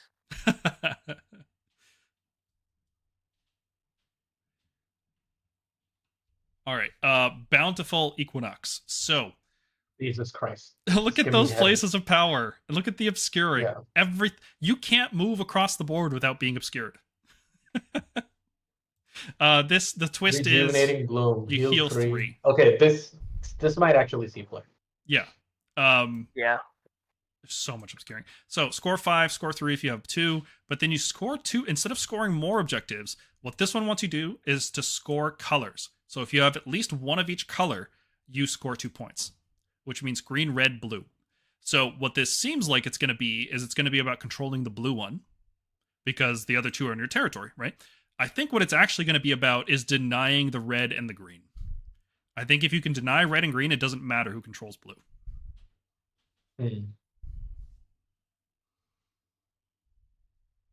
Yeah. This is also I'm starting to think people might not hug the terrain because if you hug the terrain, because the only places you can really hug safely in this one, assuming you start 9 inches off, are those tiny places of power and that big centerpiece in the middle. Yeah, but Which you can means if your army is immediately all of them. you can immediately activate the places of power to turn the red and or green ones into obscuring. Oh, yeah. Because you can deploy within yeah. 3 inches of that. Yeah. Oh my god. Yeah. I don't know what you do if you have long strikes here. Yeah. Oof. I think I guess it means that anything that contests blue is getting shot, basically. Yes, blue is the shooting zone, which is why I'm saying it's not about blue. It's about red and green. It's about denying your opponent red and green. You're playing L, and if you get desperate, you can take blue. Yeah. Mm-hmm. Maximizing I guess power there are redeploy points for really owning all good. 3, right? So you get, if you have at least one objective, you score 5. If you have 2 objectives, you score 3. And if you have a full house, so all 3 colors, you score another 2. And that's going to be what decides the game, is who scores that 2 victory points repeatedly. But it's also like a give and take. If I score it, I put something in threat range for it to get taken, basically. Yeah. I think killed by shooting and I think what I would want to do here strategically is keep units really light on one side, either the red or the green, and then just shoot across the board into my opponent's territory to take their red or green. Like, if I'm on red, I go into their green, and I split the board vertically. I now control that side of the board, and my opponent has to come into me, and I have minimum resources on the green. Something like Questor Soulsworn holding green. Yeah, this really does promote MSU, actually. Yeah. Because the less chaff you dictate to holding side objectives, the more power you can focus into the middle. And it's almost making me think of like if I split up like my 6 Paladors and 6 long strikes, I can have a Palador long strike sort of combo running on each flank, basically. A lot of these battle plans want you to split your Paladors up. Yep. I was thinking maybe run like a block of 6 axes, but then a side unit of 3 javelins, or even Stormstrike Paladors might be good, because if they can't get shot, they just grind all day. Like, okay, I'm kind of okay with that. Yeah, actually, yeah, that's a good call. We were already talking about them on the flanks as a minimum squad unit, like a min-sized unit. And it's like, yeah, like I would play them in this mission. Yeah, actually, 15 health on a 3 up for 190. Terrible decent damage. Like it's like garbage. Garbage damage. Let's be real. Decent. Yeah, decent into infantry. That's the only. They do have anti-infantry in a world without honor guard. Yeah, that is something. They're not going to be using all out attack very often, and your opponents will be using all out attack. So there's going to be cases where you have anti-infantry, your opponent's -1 save, and you're hitting chosen who are saving on 6s all of a sudden, right? 15 health is not trivial to take down. Feels tougher than it is. But yeah, this one's going to see play. It's pretty typical. Life cycle. So it looks complicated. The deployment is one of these like janky ones. I kind of like it though. I don't think we've actually seen one exactly like this, where the territories meet on the middle line, and you have the big wide open one. Usually it's like these squares here. This would be blue, and this one would be red. You know, like we'd have a long L. We've had that before, but we haven't had like a 2 U's connecting like this, which is kind of cool. So how scoring here works is score 4 points if you have 1 objective, right? 2 points if you have more objectives. 4 points if you have both red and green on the first turn. And then after that, it rotates. So this one takes a little bit of reading to figure out. Because the underdog has to use this ability, but if neither player is the underdog, you roll off and it gets used. So you either pick red or green to be the primary objective. At the start of each round, it rotates around, right? So if you pick green, then the following turn, it'll be blue. And then the following turn, you pick red. And then it's purple. And then it's back to green. And it kind of just rotates around the board like that. And so the first turn, if you have both red and green, You score 4 points. Only on the first turn. Any turn after that, you score 2 points from the primary, which is, again, determined by the whichever one this is, right? You can either pick either green or red to be primary. And then you score 1 point for each other objective. So there's different scoring round 1, and there's different scoring rounds 2 through 5. Round 1, the scoring is control the middle, right? There's basically no benefit from having your opponent's home objective. It's all about the flank. So you're basically splitting your army up into 2 here. And then after that, you're kind of just rotating around in a carousel, trying to control the home objective. Now, if you're underdog and let's say you're the attacker, if you're underdog, you want to set it to red because the following turn it's going to be purple, and then the turn after that it's going to be green. So it's just constantly in your favor. You have the shorter distances if you're the underdog. So I think a big part of this will be who can force themselves to become underdog round 2. So like who scores less round 1. All you have to do is avoid scoring, let's see here, 2 points if you control more objectives. So you just have to make sure you don't score that 2 points, and all of a sudden the wheel now spins in your favor for the whole game, the whole rest of the game. Yeah. There's a lot going on with this one, right? There's a lot. Yeah. But it's might seem fun. It's complicated, but it's not like out of the realm of feasibility complicated.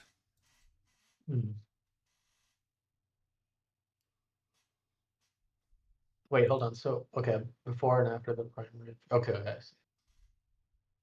So it's just the wheel. Okay. The wheel. Now, you'll also notice where are the places of power. Oh, they're frickin' everywhere. Every objective can be obscuring.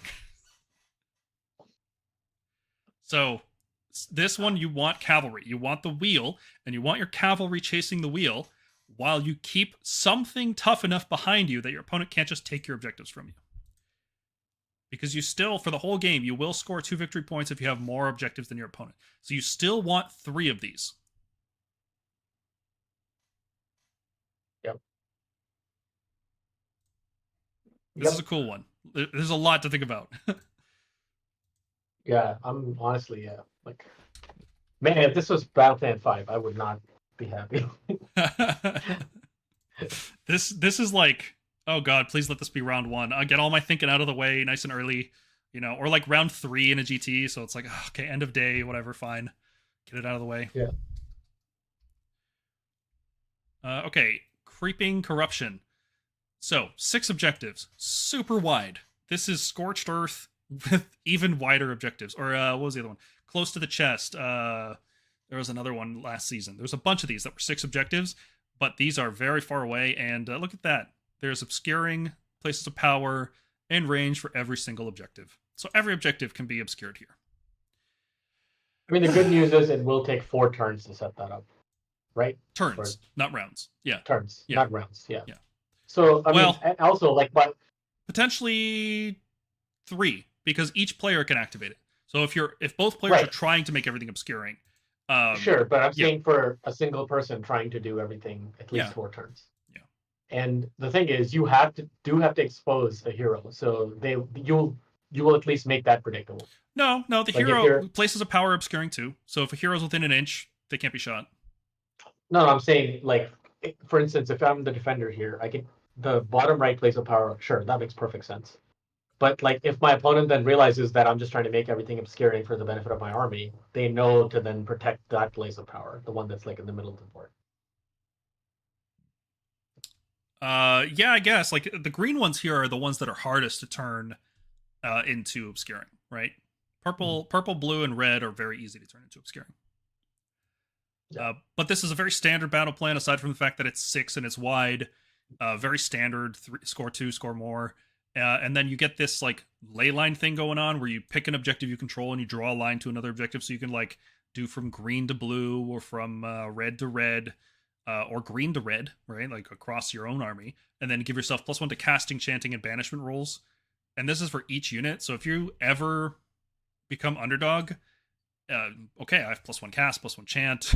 I have +1 banish on every unit potentially. If you set you have to lay down those like Mission Impossible lasers from each objective, so you can stay just outside. Yeah, you cross the laser, but you don't stay in the middle of it.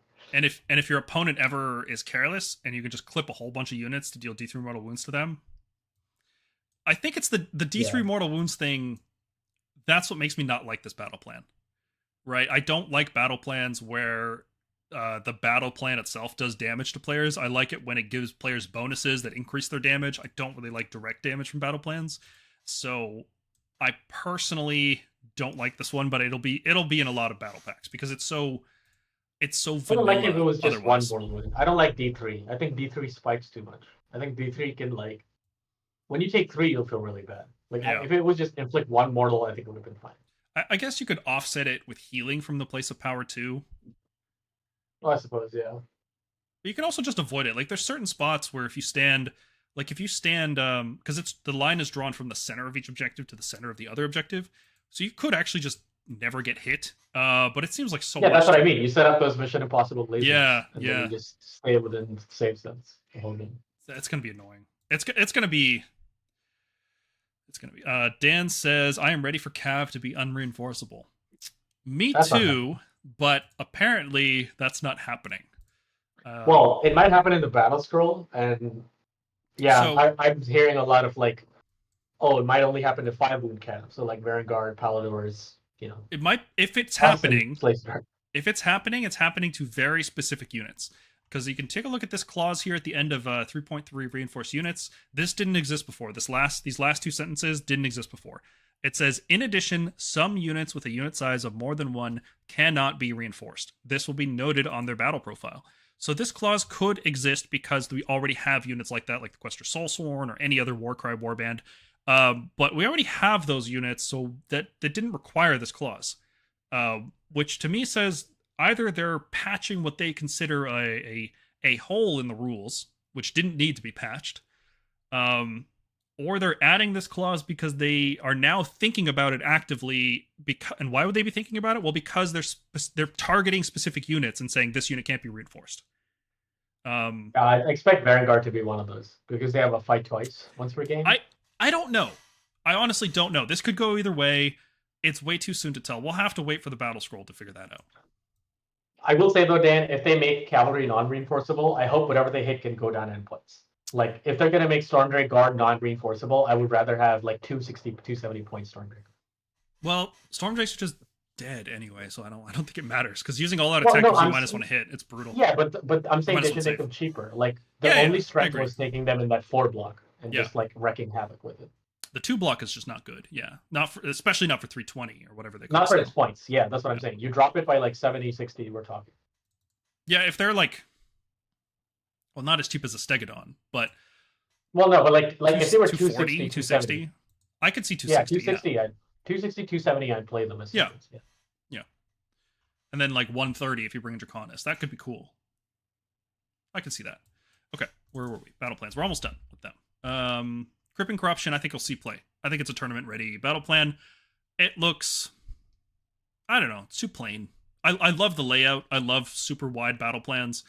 You know what we're plain not... ones are in, man. You know what we did not get a single battle plan. Oh, we got one. Okay, never mind. I'll take that back. Life Roots is... I love battle plans with this kind of engagement, right? Like vertical split instead of Dawn of War style. I love these because it makes speed and teleports way more important, and it gives you so much backboard room to play. I love that. I really miss it. I was hoping to get more than one of these this battle pack, but it seems like that's the only one. Okay.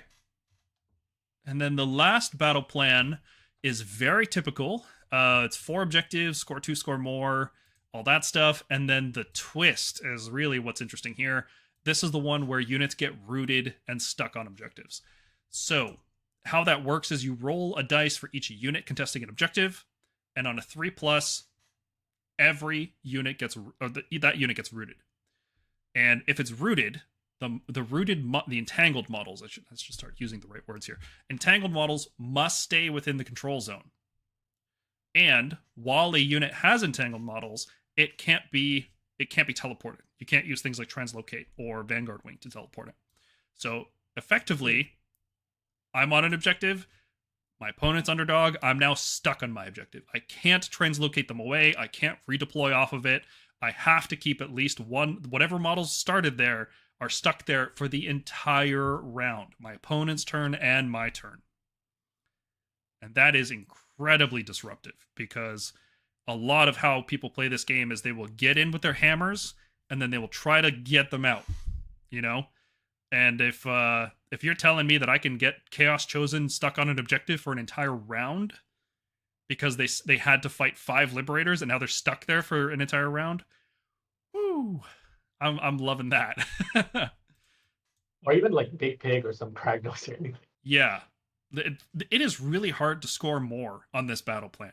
And if one of your opponent's best units is stuck on an objective and you can just go around them and get that score more, it's viable to purposefully become underdog here in order to then get ahead by scoring more. That's why I wonder, like, are they going to increase the underdog threshold, or is it just going to be what it is now? Well, actually, now that I say that, hold on. So if you're behind, so most of the time players will be scoring 8 here, right? They'll score 1, they will score 2. They usually won't score more. Because on battle plans like this, Dawn of War style with objectives on the quarters, scoring more is really tough. We've seen that with 6 objective ones, and on a 4 objective one, it's pretty tough too. So most of the time you'll be scoring 8. If your opponent goes forward and takes your objective and scores that 2, you don't even have to drop points. You just become underdog, right? You just take your own objective back, and now you're underdog. But if you do that, there's nothing left on your objective that you can stick there. So how does that actually help you? I guess you'd have to go around. Like, let's say your opponent attacks into green and takes your green. And then on your turn, you go from purple and you have to take red. But then you'd also have to take blue in order to catch up on points. Right. That's actually not that. That's tough to do, right? Like, that's a hard swing to go from purple to blue. You have to take green and red back or something. Like, you have to go red or you have to go... Yeah, you'd have to take back your own objective. Like, that's the safer, sensible play, is to always take your home objective back. In which case... you could do like what you said. You basically go for red, you get the underdog deliberately, you tie one of their units down, and then you go for blue. Yeah, but it's still... I don't know how reliable, because it's a 3+, right? So I don't know if I'd make a strategy around that. Yeah, I mean, that's what I mean. Like, it's... What's your risk tolerance? Yeah. Because different players do it differently. Yeah. And then, of course, places of power everywhere, everything becomes obscuring. This is going to be obscuring fast because there's only 4 objectives. Would you make it obscuring? I mean, I can see why an IJ player might do it, or like an OBR player. Depends on what I'm trying to do. Obviously, I mean, if I'm playing against Iron Jaws, I'm never going to make it obscuring. Why would I bother? Yeah. I would only do it against, like, maybe, like, Magic and anything that's like one of those 18-inch, weird 18-inch reach across abilities that require visibility. God, that's going to be annoying. Every time opponent declares an ability, you're like, does it require a visible unit? Yep. People don't pay attention to that right now. No, they don't, because the line of sight basically doesn't exist right now. Yeah. But now it's suddenly the most important rule.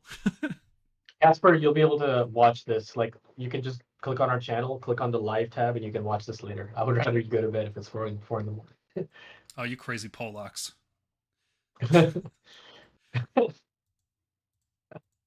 Why is that really funny coming from you? Oh, right. Okay, so that's the battle plans. They are a good mix of really wacky, really strategically interesting, and there's a couple kind of boring ones in there, frankly. But I'm hoping the wacky ones make it through to tournament packs because I really want to play a lot of this stuff. Like this one, I love Bountiful Equinox. This is fantastic. It's been a while since I've been excited for wacky plans and playing GHP. Like, this has me excited. Like, for all its wackiness and everything they did to obscuring and all out attack, I'm still really excited about these plans. They take me right back to second ed when we had all these, like, TO created wacky plans. Just like, that's great. Like, in terms of, even I can see, like, this is a lot of headache and thinking for, like, a spike. But even if you're a Timmy, all this, like, narrative stuff happening around the field is great for that experience, in my opinion. Yes. And this is a narrative game. We should be immersed as much as possible. And especially when you're sticking these big, ugly objective markers on the battlefield, the more immersion you put back into the game, the better. So I like that we have flavorful things. Like, it's not like, oh, just return a model. It's return a model because, life begets life, and you're in the realm of life. And the terrain is healing your models, right? Yes, dude. It's like I feel like I'm playing. Like, I'm just not just fighting my opponent's army, but I'm also being challenged by like the realm of life itself. Can you imagine how awesome this would have been in Akshi, where we just had their whole season based before this Would have one? been cool, man. It would have been really cool, like burning skies and like meteor showers and lava pits. Like burning, things. The heat of actually makes you angry, or maybe your troops are tired, or maybe it makes them more like fiery in combat. Like or like an ash cloud comes in and reduces shooting ranges. Like like if you're watching this GW, like thematically, I love these battle plans. Like it's great. It's like someone finally brought in some narrative to the competitive game, and I like it. Is this the first original battle pack that doesn't have because remember 4th edition didn't have original battle plans? Is this the first original battle pack that doesn't have an anti-reserve battle plan in how many years? Right? Because most of 3rd edition had no reserves on at least one plan in every pack. Did the Andor season have one? I think it had it had anti-shooting with the Zephyr one, right? Yeah. The Zephyr had anti-shooting. I think they dropped no reserve battle plans because I remember distinctly in like the 3rd year, I was like, finally, thank God we don't have a no reserves battle plan. Like, why screw over Night Hunt and thankfully they kept that going. There's nothing here that punishes you for running. There's nothing that punishes you for charging. There's nothing that punishes your reserves or summons. It's like, nope, just play with your army, use your models, use the rules that we wrote and you probably paid money for. Just play the game, which is great. I like the fact that there was this tournament called Midwest Meltdown. Okay, I don't know if it still happens. One of the main things I loved them doing was when we had like the whole Age of Beasts thing in Gur. On every table, they literally had a monster running from like left to right of board edge in a middle lane, and it would engage whatever came into its path. I remember that event. Yeah, I remember reading about that on the server. That was awesome. Yeah, and it's like stuff like this like makes me think like, oh wow, I am in the realm of beasts. I am. So like, it's so I love them doing stuff like this. Please, more of this. Yeah. So two things I want to add to that.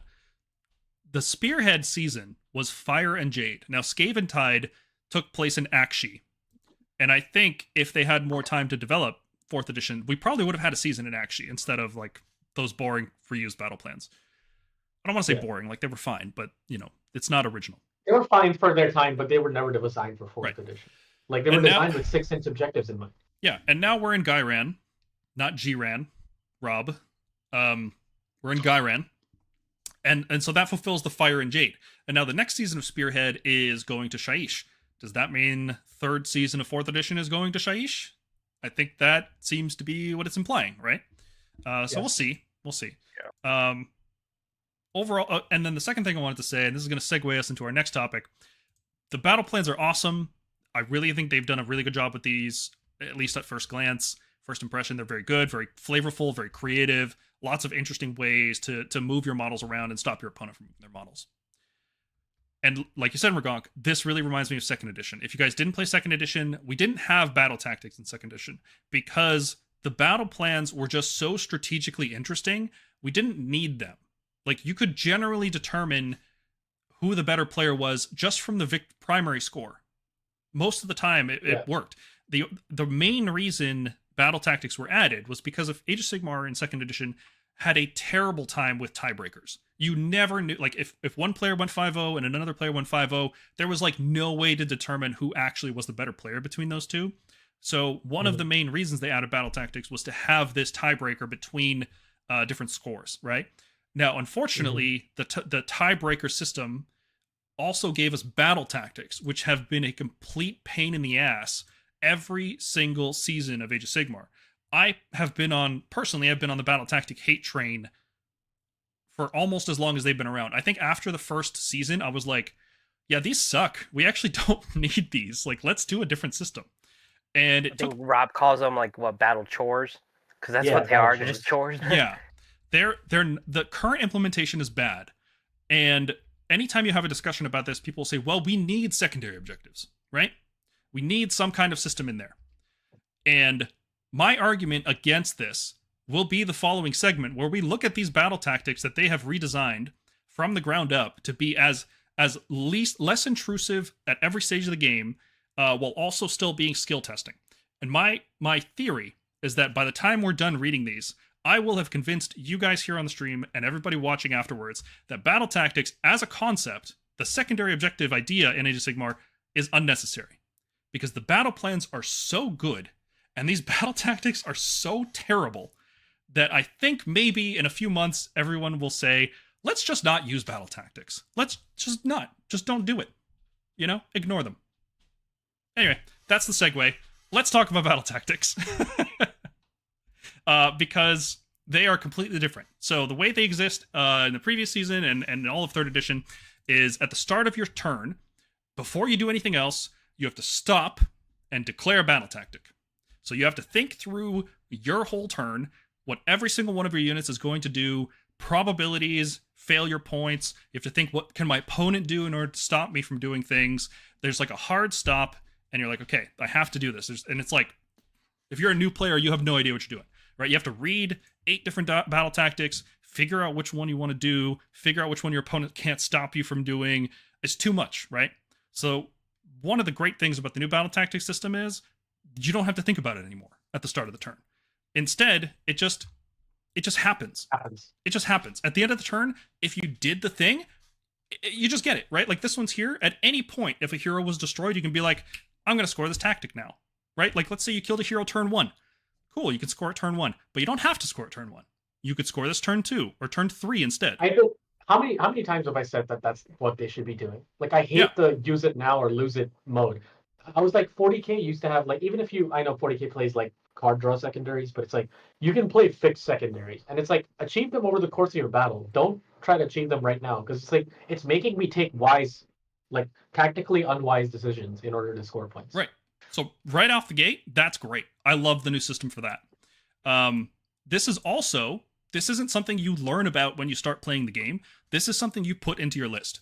There are 6 of these cards, and you pick 2 of them to be part of your list. In order to max score, you need to score all the battle tactics on both of your cards.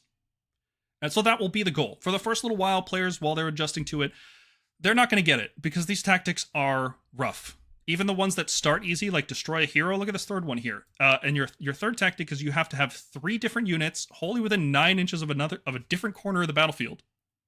Only one of those units is in friendly territory, and only one of them can teleport. This is like one of the regular battle tactics, super juiced up. Like, this is really hard to do. And the fact that you can't do this until at least round 3. You have to score these first 2 before you can even try to score this last one. And in round 3, are you going to have 3 different units that you can put into 3 different quadrants and using only 1 teleport at most? That's a really, really hard tactic to do, right? Especially because it requires 2 turns of setup. And by the time you get to round 3, you just might not have enough units left. So these are harder. Like, you have your we're going to call them stage 1, stage 2, stage 3. Affray, strike, and domination. It's just okay. It's fluffy. I get it, but I'm going to call it stage 1, 2, 3. Stage 1's usually very easy. It's like the easiest battle tactics that happen throughout the years.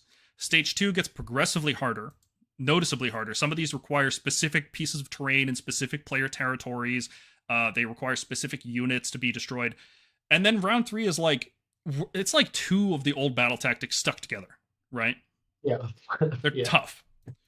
Let's just go through the cards. That's really the best way to go through it. So this first card is called Master the Paths. First step, very easy. Destroy a hero. Well, seemingly easy. Against some armies, super easy. Like if you're playing against an army that has any hero monsters, boom, long strike, gun, right? Done. Yeah. Gun and done. Next part, though, you have to complete this tactic if there are more friendly units in neutral territory than enemy units. Which is like, oh, okay, well, now I have to commit resources to specific locations on the board, right? This part seems actually not that hard, to put more units into the neutral territory. If you're going at the top of the round. If you're going at the bottom and your opponent has reduced your forces, it gets a little bit harder. The hardest part of this one is when it says if there's no neutral territory, which, as we discussed, there's actually quite a few of the battle plans that are standard don't have neutral territory, like Surge of Slaughter, Bountiful Equinox, Creeping Corruption, Grasp of Thorns. These standard battle plans that are going to be in tournament packs, they don't have neutral territory. So instead, you're going to be trying to score the second part of this card, of this tactic, which is no enemy units in friendly territory. Just within friendly territory. So that is very easy for your opponent to deny. Just one model sticking in your territory ruins your tactic. So you may not be able to score that second part until round 5 when the game is already over. In which case you've just been denied your third tactic as well.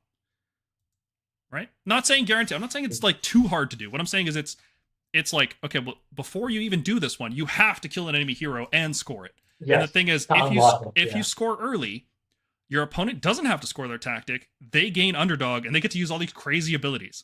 So tactics like this, where you have to have specific units in specific places at specific times, the fact that it has to be opened up by a previous play, which gives your opponent underdog, makes you like, okay, I don't know, that's actually a lot tougher. And then you have this really hard stipulation for the stage 3 tactic.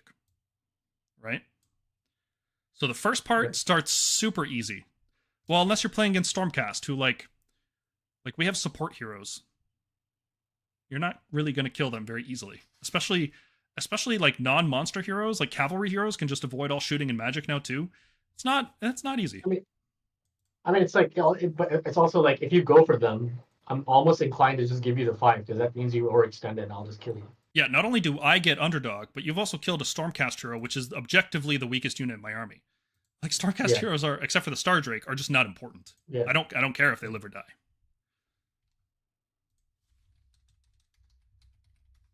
Okay, so that's the first one here. So I would say first one is like a medium difficulty, second one is like medium to hard, and then third one is hard, right?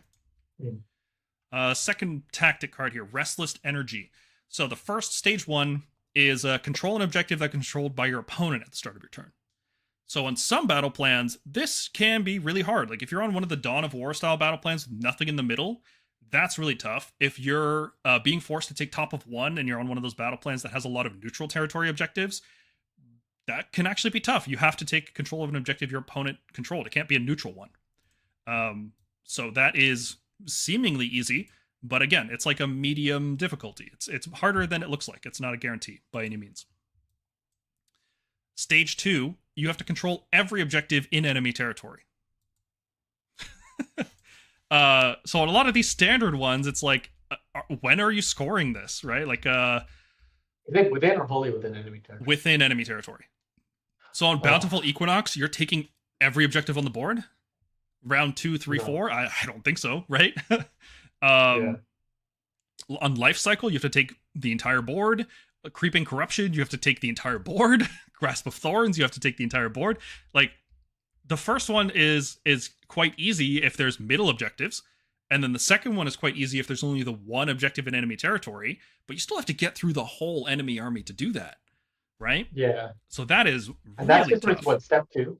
That's step 2. Just step 2. That's just step 2. And being step 2, so step 2 can't be done any turn. It can't be done turn 1. And if you do it turn 5, you're throwing away a tactic. So realistically, stage 2 is always rounds 2, 3, 4. Can you only score one battle tactic a turn? Oh, yeah, I should clarify that. You can score 2 tactics, 1 from each card each turn. So you can't score off the same card multiple times per turn, but if you have 2 different tactics from 2 different cards, you can score both. So that's another thing to consider.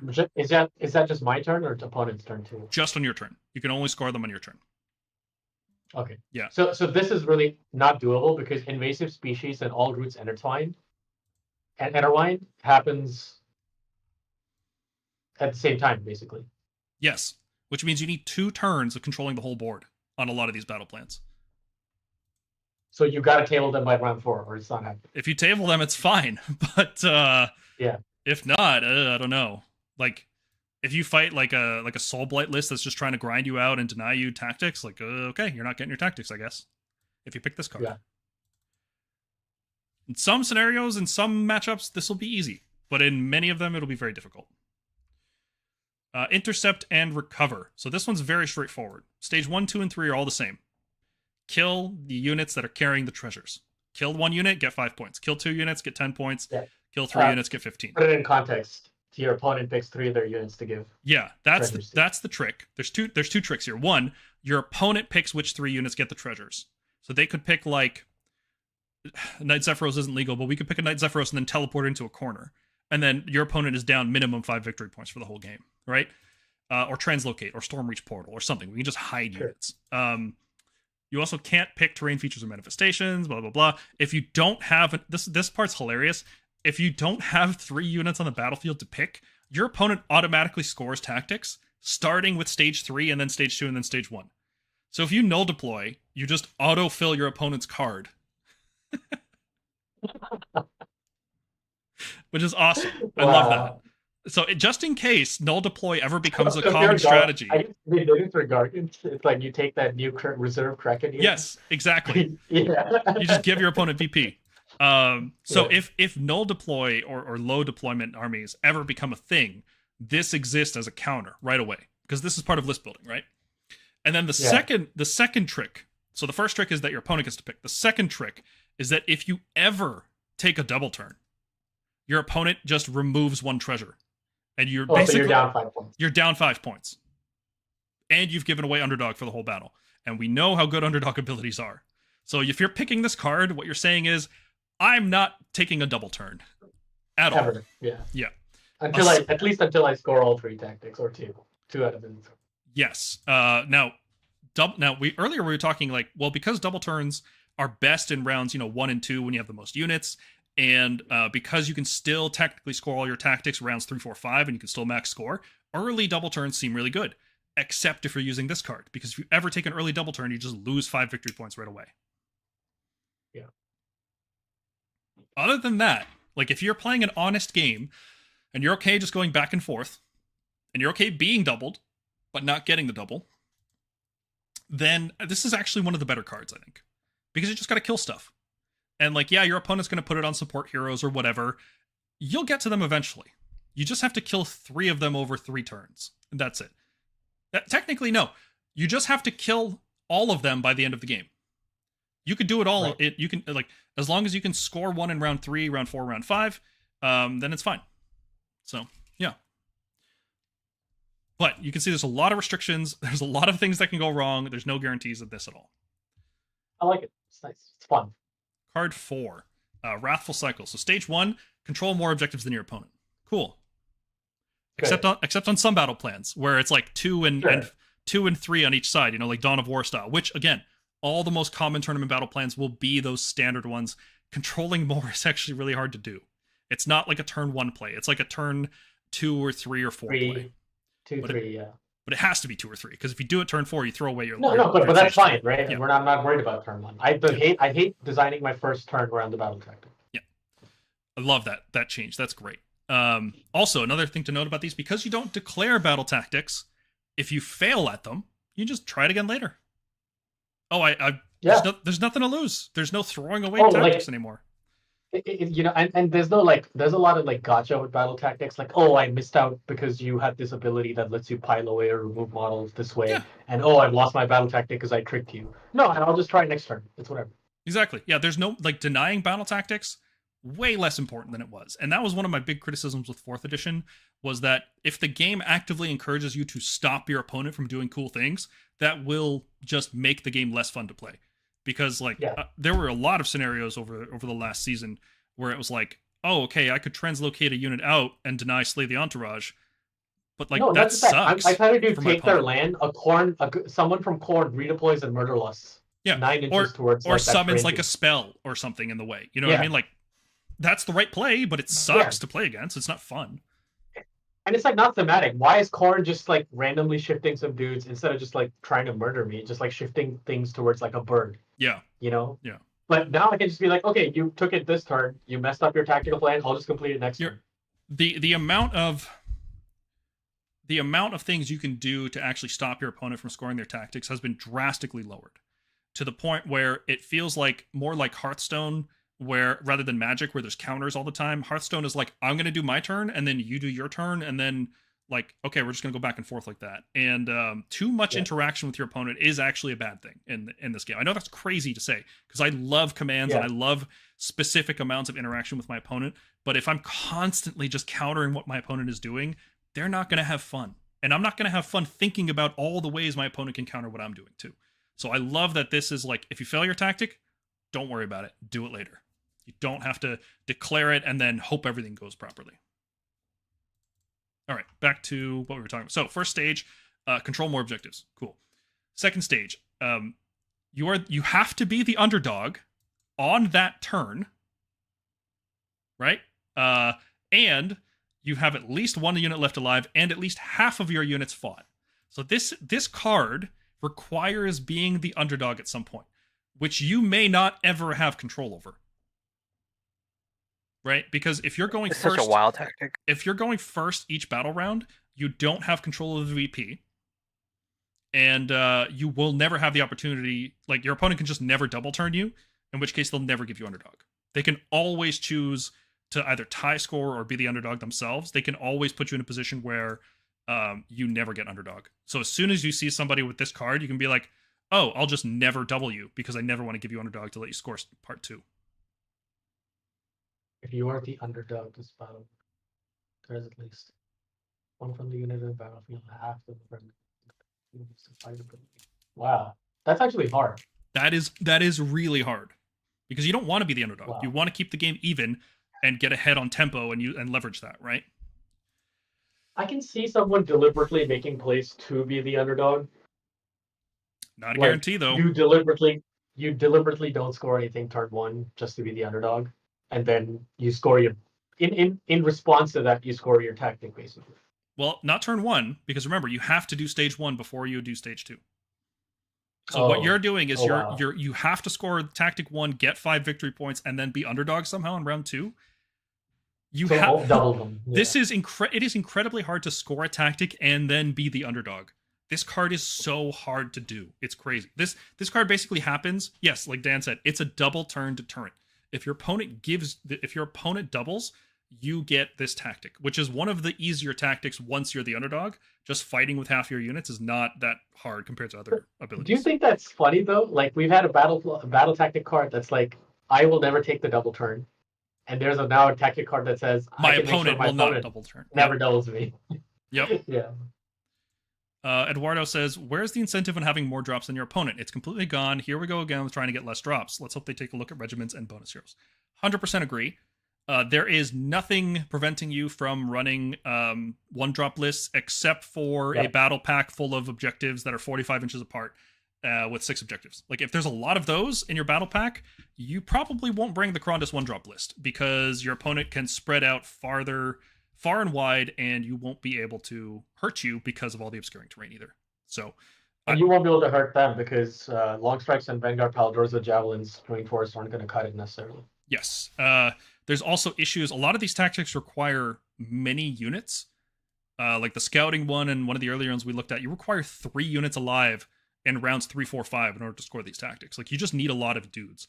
So I think those are the soft incentives to taking more units, and if you're taking more units, that means you're also taking more heroes to enable regiments, because there's no way in hell anybody's playing with auxiliary units. So that should be enough, but I personally don't think it'll be enough. I think what's going to happen is 6 months from now in the winter update, they're going to add something like Honor Guard, like the second Honor Guard, where the player who has more regiments gets some incentive, right?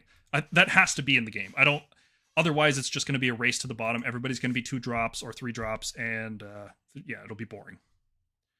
The problem is there isn't, if you went 1 drop and your goal was to table your opponent, the only armies that were really doing it well was slaves, but they nerfed 3d6, so you can't do that anymore. And Stormcast. And then Stormcast, but then you can't shoot anymore. Yeah. So they effectively made the 2 armies that were tabling people top of 1 or into a double into 1 gone. So essentially 2 drops is now the new 1 drop. The slaves double brick list with, like, reinforced Vanguard, reinforced Chosen, or double reinforced Chosen, those lists are not going to be as good anymore for a couple reasons. One, Be'lakor requires a visible unit to use Dark Master, and when Be'lakor can't use Dark Master, that army just falls apart so easily. You just pick off one unit of Chosen, then you pick off the other, and then it's over. The game actually is over.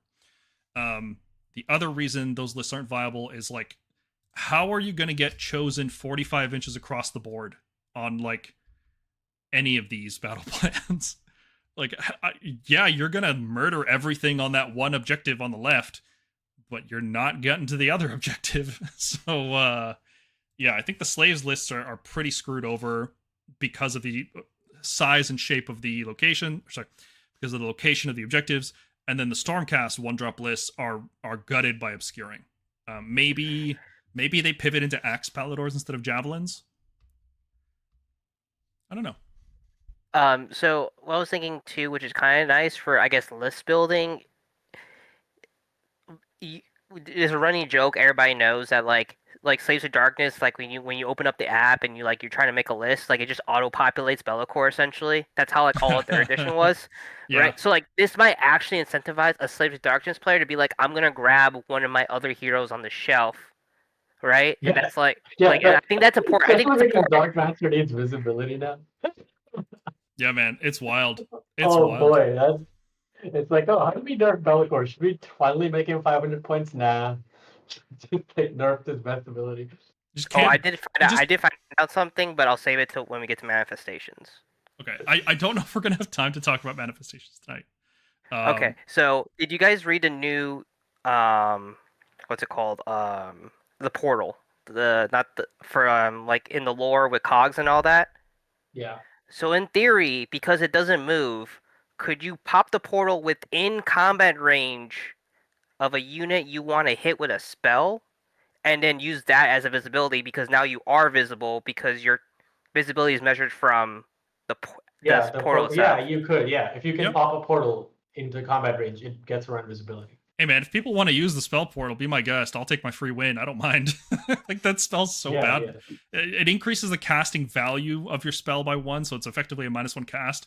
And you give up a cast, and you also give up a spell lore, basically, because that spell lore is terrible. Like, good lord, Geminids are so bad. I feel bad if my opponent is using the Geminids. And with this much obscuring, Palisade, why would you take Prismatic Palisade?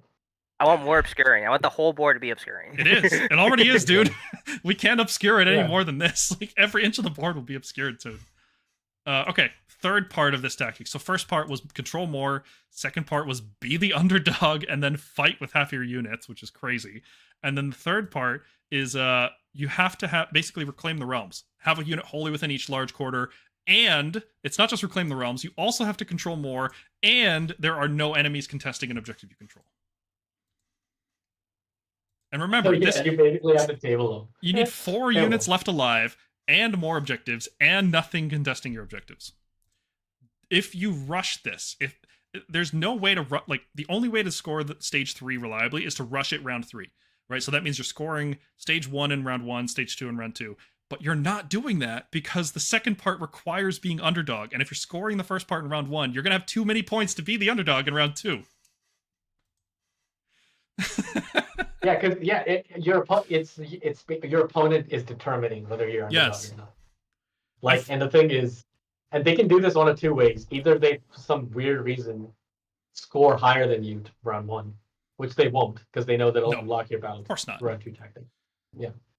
Then what they'll do is the worst thing they can do to you is score the exact same as you. Just keep it the same until they're ready to crush you. Yep, until they're ready, until it's round 3, and then it's too late for you to score all these tactics. Yep.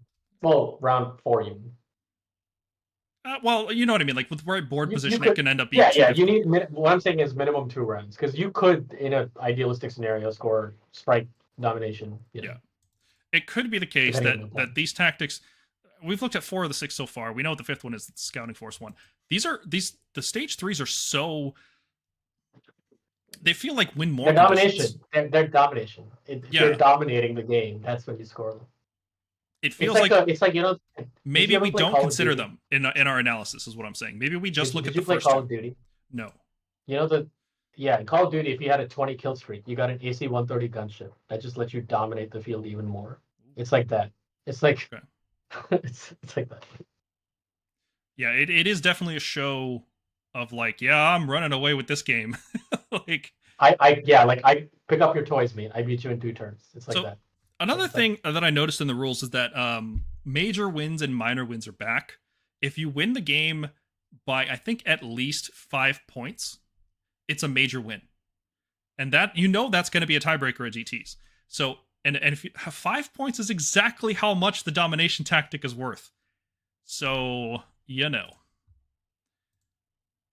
matter. So this is, again, a hard card. Maybe the hardest one, because you really don't control who's the underdog. That's out of your hands. So Fifth one We've is seen this one, right? yeah, but it's worth talking about now in the context of having the other cards. So at the start of your battle, this isn't you don't pick 3. Every single infantry and cavalry that's not a hero becomes a scout. Right? And then the scouts do these tactics. Now you can't do the tactics if you're in combat, and if you replace a unit, it also becomes a replacement unit. Usually, there's a stipulation that the units can't be set up as well. So it's like what you want to pick is stuff like Paladors and not teleport the Paladors around. All right, so first one. It's just on within friendly territory, so we can't null deploy scouts. Yeah, that's what I'm saying. Like you have to be on the board. Yeah. This actually encourages not using reserves, just so that as much of your army becomes scouts as possible.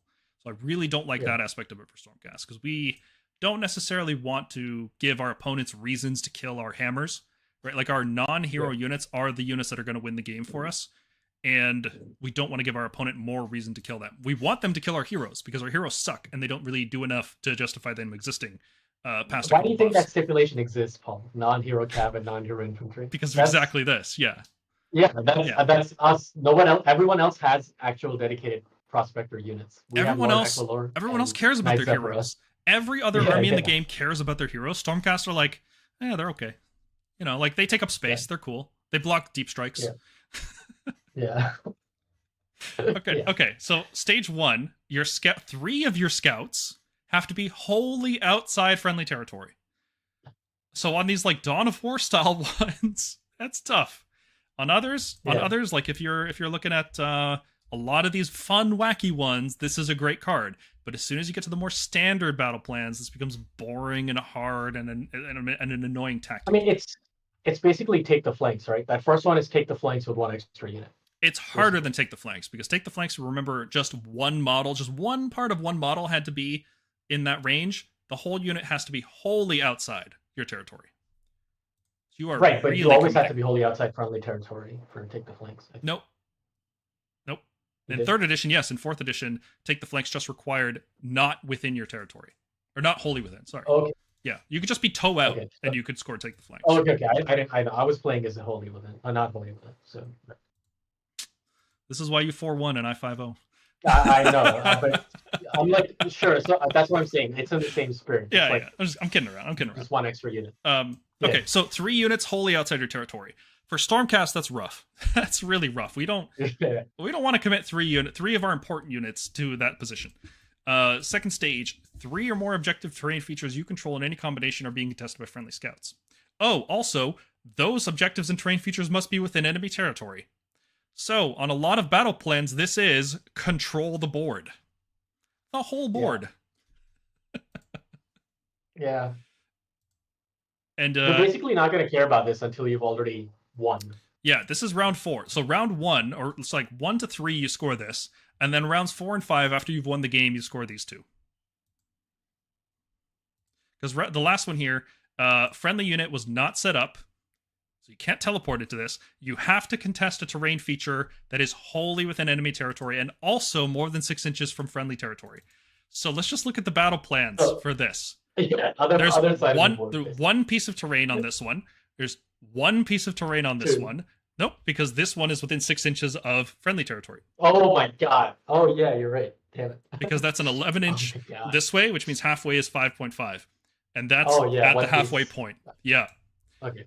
There's 0. There's 0. There's 1. Oh yeah, sorry, no, it's 2. No, wait, 1. Wholly within enemy. And outside, within enemy territory, more than 6 inches. So there's 1 here. There's 1 here. There's 2 here. 3 here, actually. This is actually a really good battle plan for this card. There's 1 here. There's 1 here. There's 1 here. And your opponent will know this is the one. If I deny this, not only do I deny 5 victory points, but I deny them a major win. It's there's 1 here. Yep. 1 here.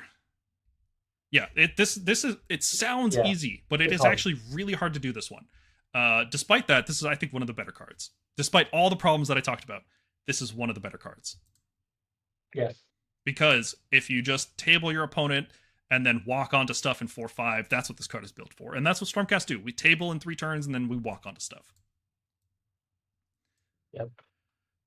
Now, the second part can be done with teleport units, which I think is the saving grace here, because you still need to unlock the last part, right? Now, the first part can be done with teleports. The last part can't be done with teleports. First and second part can be. It doesn't say those units can't be set up this turn. But the third part specifically says not set up this turn. Okay, yeah. So questers. Big stonks for questers. It's the quester season, Yes. baby. All right. I like how they included replacement units in there too. Yes, if we haven't exactly. sent, we're not. And you know who can teleport? The replacement unit. Because it's a new unit. It can use the once per game teleport again. Yep. All right. Last battle tactic. This is called Attune to Ghyran. First stage. Complete the tactic if there are 2 friendly units within 3 inches of the center of the battlefield. So, seize the center. Right? Seize the center. Yeah. Do you ever want to seize the center round 1? No. Has to be very specific. Round 3 minimum. Round 3, round 4 minimum. Yeah. Second stage. Do you remember the old from 3rd edition? It was retreat 2 units and then charge 2 units. It's back, baby. Yeah. I forget what it's called, oh but my it's God, back. Yeah. But you it was called fade and something. Strike and fade. Strike and fade. This like one specifically requires charging at the units that your retreated units got away from. Oh, so it's not just like random retreats and random charges. Yes. Okay. Now, the problem I have with this one is that tactic was great because it was reactionary. It was like, I'm in the right situation, I can do it. To unlock this, you have to do seize the center. I feel like Destruction would love this, though. Like, I feel like the Kragnos and Gargant lists might take this. Sure. I could totally see that. But that means they're scoring seize the center round 1. Yes. Against Stormcast? I mean, that's what else can they do? That's mostly that's they just move forward. That's the move forward. That's the statement for all of these battle tactics. What else can you do? Yeah. It's a shit sandwich and you got to take a bite. Okay, last stage. Complete the tactic if there are no enemy units in friendly territory and no enemy units within neutral territory. Not wholly within. Within. So table them, basically. You table them. Yeah. Yeah. All that's left is the cardinal that's sitting in the back in the throne. Yeah. And you better hope he doesn't have a high enough run roll This to is get so it. easy. You better hope they don't have Heaven Sent or any like Battlefield Edge, Soul Blight. I'll bring them back. So and like the thing is, you don't control when you can use retreat abilities. Your opponent does. Right? Because as soon as you do seize the center, your opponent can play in such a way to try to deny you the ability to not because you have to retreat 2 units and then charge 2 others. So if you fully pin your army, there's nothing left to charge. Right? Or you can do it so that only 1 unit is in combat. Because remember, power through exists. It didn't exist last edition when this was the tactic. Now you can get in and then get out and deny your opponent the chance to retreat. So all of these cards are not nearly as cool and fun as the battle plans. All of these suck, and I hate trying to pick which one I want in my list. And actually, Nighthaunt might love this one. Nighthaunt will love Attune to Guard. Probably, yeah. But yeah, I think I'd rather play without battle tactics. I think the battle plans look so much fun. I'd rather just play these than trying to figure out which 2, because you have to think about 2 cards at the same time. It's not just one of these at a time. It's 2 cards at the same time. And the 2 cards your opponent is trying to do and how you can interact with them. And these crazy wacky battle plans where units are teleporting around and getting extra wind and strike last. And I don't want to do tactics anymore. I want to move past. There's a lot to think about. I think they're really like setting it apart, where it's like most Timmies and Johnnies will care about scoring 1, and then they're just playing the game like if I score tactics, I score them, but if I don't, I don't.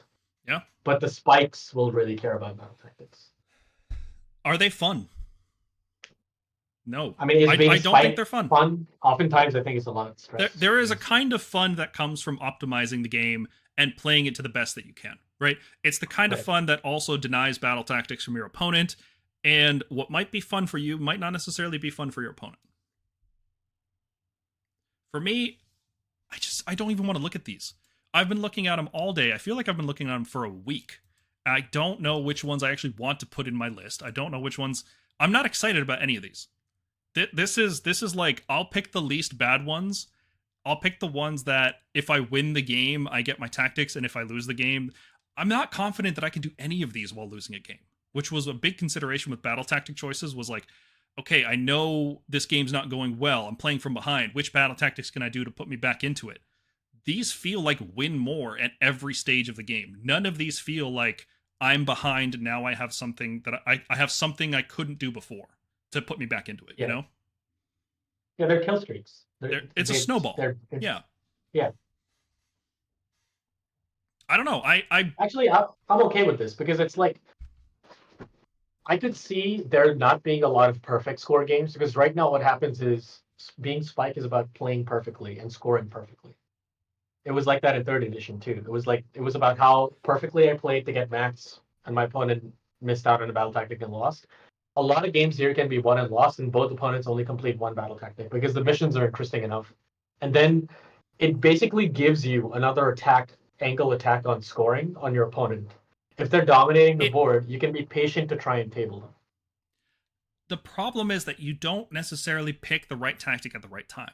It's locked into your list construction, and some of them require specific board conditions to be met, like needing to retreat with 2 units or needing to pick a certain terrain feature in a certain place at a certain time. And because the later stages are telegraphed by picking the earlier stages, it just seems like it doesn't seem like this is a fun system to optimize to me. I mean, I feel like tactically you could also argue that it gives you angles of attack, right? Instead of saying that I'm going to play this mission to the best that I can by playing the mission rules, I'm actually not going to play the mission at all. I'll just try to hold on to one objective and try to score my battle tactic. And the thing is, you can deny me that because let's say I choose the double turn deterrent or I will never take a double. But if you play into that, my game plan becomes stronger. Is there like a world where you think that's possible? If that is the case, I would actually like that. I would actually like the idea of secondary objectives being an alternate way to win the game. But I think what's going to happen is exactly what's happened to every other iteration of battle tactics, which was at first, remember the start of third? People were like, they'd score tactics, they didn't, but usually it was just, table your opponent, you win, right? That's what the start of this season is going to be. And it will, over time, people will refine it. And I think it's going to take 3 months for the good players and 6 months for the rest of the population to catch up. But eventually we're going to get to a point where everyone's max scoring tactics every game. It's like expected to do that. Because that's happened every other time we've had a battle tactics system. And that's kind of what I'm worried about, is like, once we get to that point, is this a fun system? Because in the initial stages where you're learning it and both players are struggling and it's like, oh, you made a cool play, I didn't think about that, now I'm going to try to incorporate that into my next game. Eventually you're going to incorporate it into every game. And it just becomes the norm that both players max score both battle tactic cards. And once again, it will come down to playing the primary, right? Like, I can just see that happening because I've seen it happen so many times before, and there's nothing about this new system that makes me think it won't happen again. That's fair. Sure. And if that's the case, why don't we just drop them and just do the battle plans? Because they look so much fun. I don't want to have to worry about scoring seize the center and then bait and trap and then some other nonsense. I want to teleport around and get strike last on units in the middle of the board and have like a Karis wheel of objectives. I want to do that stuff. I don't want to do these tactics. That's my argument. I think that's as good as I can articulate it. I'd rather focus on the battle. Yeah. I think there's truth to what you're saying. I think what's going to happen is you'll have the spikes who'll try to score battle tactics as much as and optimize that for their list as much as possible. There are going to be a ton of games though where battle tactics aren't the important thing. You're just playing the mission, and you're good enough not sacrificing the good tactical position to try to score a battle tactic, but just win on mission rules itself.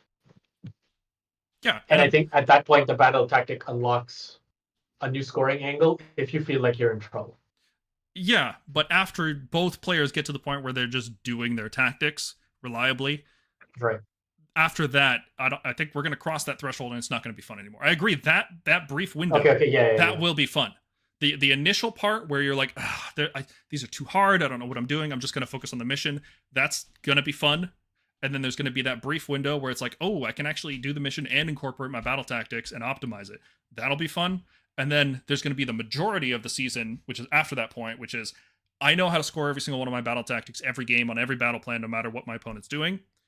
And my opponent knows the same. So really, we're just going to go back to playing battle plan, and the tactics become a chore again. Okay. Yeah.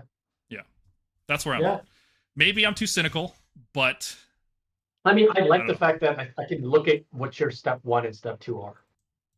it's not like I need to think about, are you going to do seize the center, take the flanks, or reclaim the realms?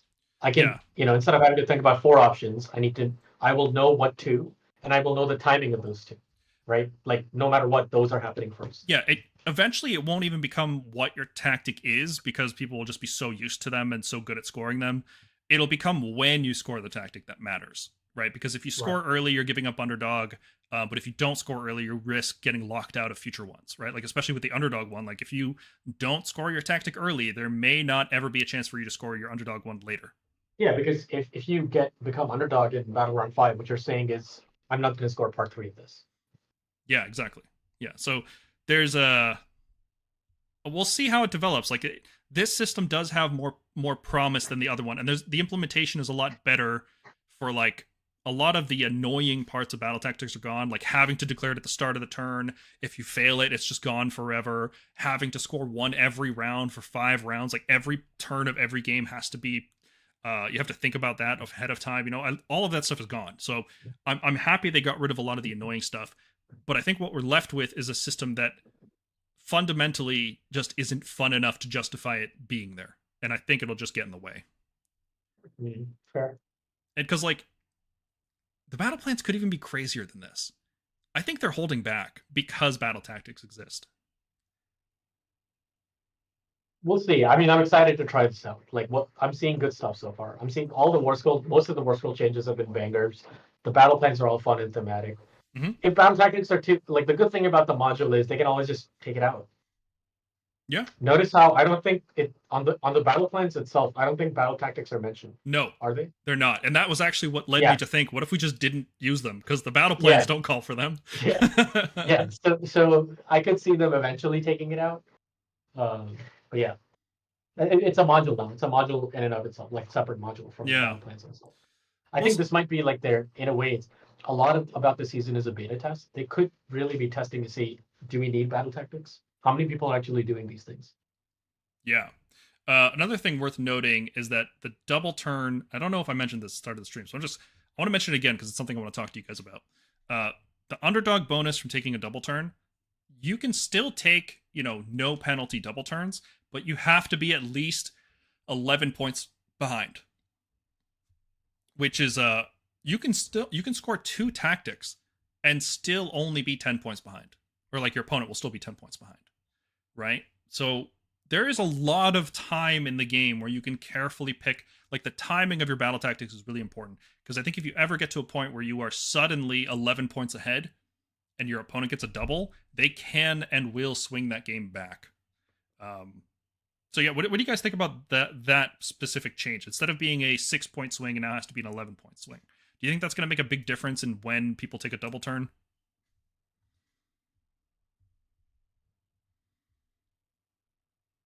I could see someone developing a game plan where they make a greedy list, but the entire battle tactic plan is to act as deterrence for your opponent to ever double them. They don't care about scoring battle tactics. Oh, they pick the cards that will even things out as soon as your opponent takes a double. Why is my camera? What? Do you see the fireworks on that? I don't know how that happened. All right. Okay. So anyway, but yeah, like the battle tactic scoring is not a part of their plan, but they have taken it just to annoy the opponent from letting them score battle tactics. If I can deter my opponent successfully from ever doubling me, I can build 3-drop lists in Stormcast all day. I think I can already, like, I'm without even considering tactics, I'm fine playing 3-drop list. I've been doing it all season. I know, but it's like, imagine if you were getting doubled now. Now I know you're plenty prepared for a double with Forbidden Power and other, like, your screening tactics, your MSC or whatever. What if you were basically saying, if you double me, not only do I not care because my list is built to handle it, you will unlock better scoring options for me. So you're not trying to score that battle tactic at all. It is not part of your game plan. You are purely hoping to maybe just get the first step and score points purely based on what the mission plan is. So the map that you're playing is. But you keep that as like a you've activated my trap card, you doubled me. I'm concerned that the number of battle tactics scored is still going to be used as a tiebreaker at GTs, In which case, Sure. if you want to do as well as you can at an event, you should be scoring 6 out of 6 every game. That is true, but here's the thing, right? Like in games where your opponent doubles you, they give up the ability to like. The thing is, like, if your opponent sees that you have that sort of point potential, they're gonna hope to deny you, but at the same time, they also have to try and win. It's like if I have to make a choice between scoring more and making my opponent score less, but I lose the game or make it very close. I'm also incentivized to just score a lot on my end. You know what I mean? Like tiebreakers work in the larger picture of where you are in the standings. But when it comes from game to game, your opponent is incentivized to make you score the least and make themselves score the most. Yeah, and I want to score all my tactics. I want to be in the high. I want to be top table. You know, I want to win the event. I'm not just trying to 5-0. I'm trying to win, right? So. Yeah. But I mean, the thing is, like, I don't care much about, like, yes, the top 8 cuts from this will be super annoying. I don't care though if I get, like, because most GTs aren't big enough that don't have top 8 cuts, have like 2 5-0s at most. So I'm okay choosing this in a strategy where I don't attempt to score that tactic, but it's like you've activated my trap card for my opponent if they ever double me. Mm-hmm. In a 5-round GT, I'm okay with it, not in an 8-round GT. That's what I'm saying. The biggest deterrent against the double turn is that it gives permanent underdog for the rest of the game, right? And I think that might be enough to just for competitive players to not give away double turns. So I don't think the battle tactics will even be needed for that, because if I take a double against an even score opponent, it's like what I'm saying is I have to kill you, your whole army, basically. I have to cripple you this turn because these abilities are strong, man. I don't know if you can make a comeback when all your units are fight last while contesting objectives, you know, like on this battle plan, Roiling Roots. If your units are constantly strike last, how do you win? Yeah.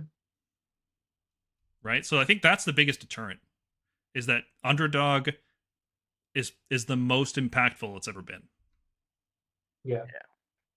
You pretty much have to be set up in a way where I know I'm gonna essentially table my opponent. If that condition is not met, then you just don't take the double. And like you said earlier in the stream, but that's part of skill expression, right? It's like not a lot of people think like that. People aren't setting up bridges for double turns like they are now, because there's no need to leave your territory round 1. You can just sit there. Like keep the score tied, minimum commitment. You don't have to put units on flanks. You don't have to put units in the middle. There's nothing that requires you moving out of a defensive position. So you could actually sit back for a turn, like max score with minimum units. Like on any of these battle plans where you have to score more, like players deploy on blue, green, and purple on this one, right? If you're going first, you take red with 1 unit and the rest of your army is still hunkered down in your territory. And then if your opponent tries to do the same, well, they can't. They have to get aggressive. They have to go into your red. But then that red is, again, 22.5 inches away from green. And you could be on the far side of green. So that, right away, that they're just not in a position to double you anymore. You see what I'm saying? Yeah. I think the battle plan design and the underdog mechanic is going to stop double turns from happening. In which case, that card that requires you to be underdog, that's like dog shit. Nobody's going to use that. If nobody takes double turns, you're never going to be underdog. I mean, we'll see. It basically depends on the meta. If the meta is full of these armies that are tabling you off with doubles, suddenly you pick them. So if you can screen successfully and survive a double somehow with either endless spells or screening, you can take advantage of it. And that'll be easier than ever when we don't have to take the flanks or seize the center or reclaim the realms in round 1. And then when it finally comes into like round 2, 3, 4, 5, usually round 2 through 4, let's be real here. Round 2 through 4, we still have Beacon of Vizier to save a key unit at a key time. We've got a lot of really good tools. Questers just run this battle pack. Like, there's so many objectives for them to pick. That's crazy. Love it. This looks like a huge change from how people have been playing the game, and we needed it. Age of Sigmar was that first part of 4th edition was quite stale quite quickly. I think there's still some stuff that we still need the battle scroll, right? The battle scroll still has to happen, but I don't see the battle scroll changing stuff like charging terrain or adding more enhancements or what else do we need? More reasons to use more regiments, like an actual bonus, like a second honor guard, right? All that stuff, I don't think that's going to be in the battle scroll. At least not this one. Wait 6 months. And I think in 6 months we'll have those changes, which is frustrating. Yeah. It took half the edition to fix this stuff, but we'll see. Okay, I think we can call it here for the night. What do you guys, any last words we want to talk about? General's Handbook first impressions emergency live stream that we put together in 20 minutes. I just want to see the battle scroll. Like that and points determine so much of what I'm going to build next. But yeah, even if they force our cavalry to be MSU, like that even opens up a lot of exciting possibilities. But I would like to see like a comprehensive points reduction for some of our heroes, especially because my God, if they can release Kurdos at 190, there's no reason some of our like fighting foot heroes should cost that much. Bastion could easily be 230, 220 even, very easily. Yeah, Celestin Prime could be 250. Like Drisha is what? Drisha is so insane as like a fighty hero. Dude, the Carnosaur is 340. For that. The Carnosaur does 53 max damage without crit hits and just on its own war scroll. No buffs. 53 max. And Indrotha does what? 30, 32 35. Against monsters only? Just 35 only against monster. And the Carnosaur is going to be on 3s and 2s, or 2s and 3s, right? Like it's, yeah. And it'll be ethereal, and it heals D3 in every hero phase because of the artifact. It's like there's a new standard, right? We'll see. We'll definitely do another live stream when we get the battle scroll. And then the usual stuff. And then I think there's been some talk about getting the How to Counter series back up and running. Which army do we want to do first? Which one looks like the army to beat in the next season? Daughters? Seraphon. Seraphon. Corn, Seraphon, Daughters. Pick one.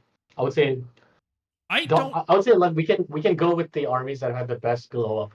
So we could say DOK, Seraphon, maybe cities because Sinestra is going to be. Yeah, she's tricky. Pulling 3 units back. Yeah. Yeah, we could make a How to Counter Sinestra video. Just talk about her in particular. Yeah.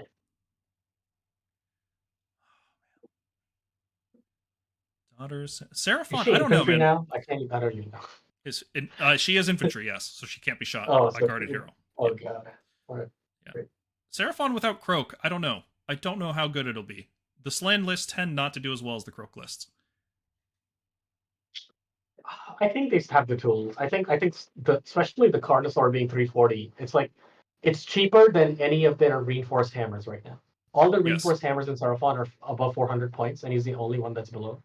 So I think that thing can definitely see play for that reason. Carnosaur's definitely it. I think it'll be like Carnosaur, Slan, 6 Agrodon, 6 Croxagores, and then 6 Croxagore. Yeah, fill with whatever you want. Maybe Rippers. Rippers look good. Especially and the thing is like, go ahead, Dave. I was gonna say, don't Seraphon also have a way to make their like lizards kind of move faster? Yeah, they can get a +2 move for cavalry and monster. Yep.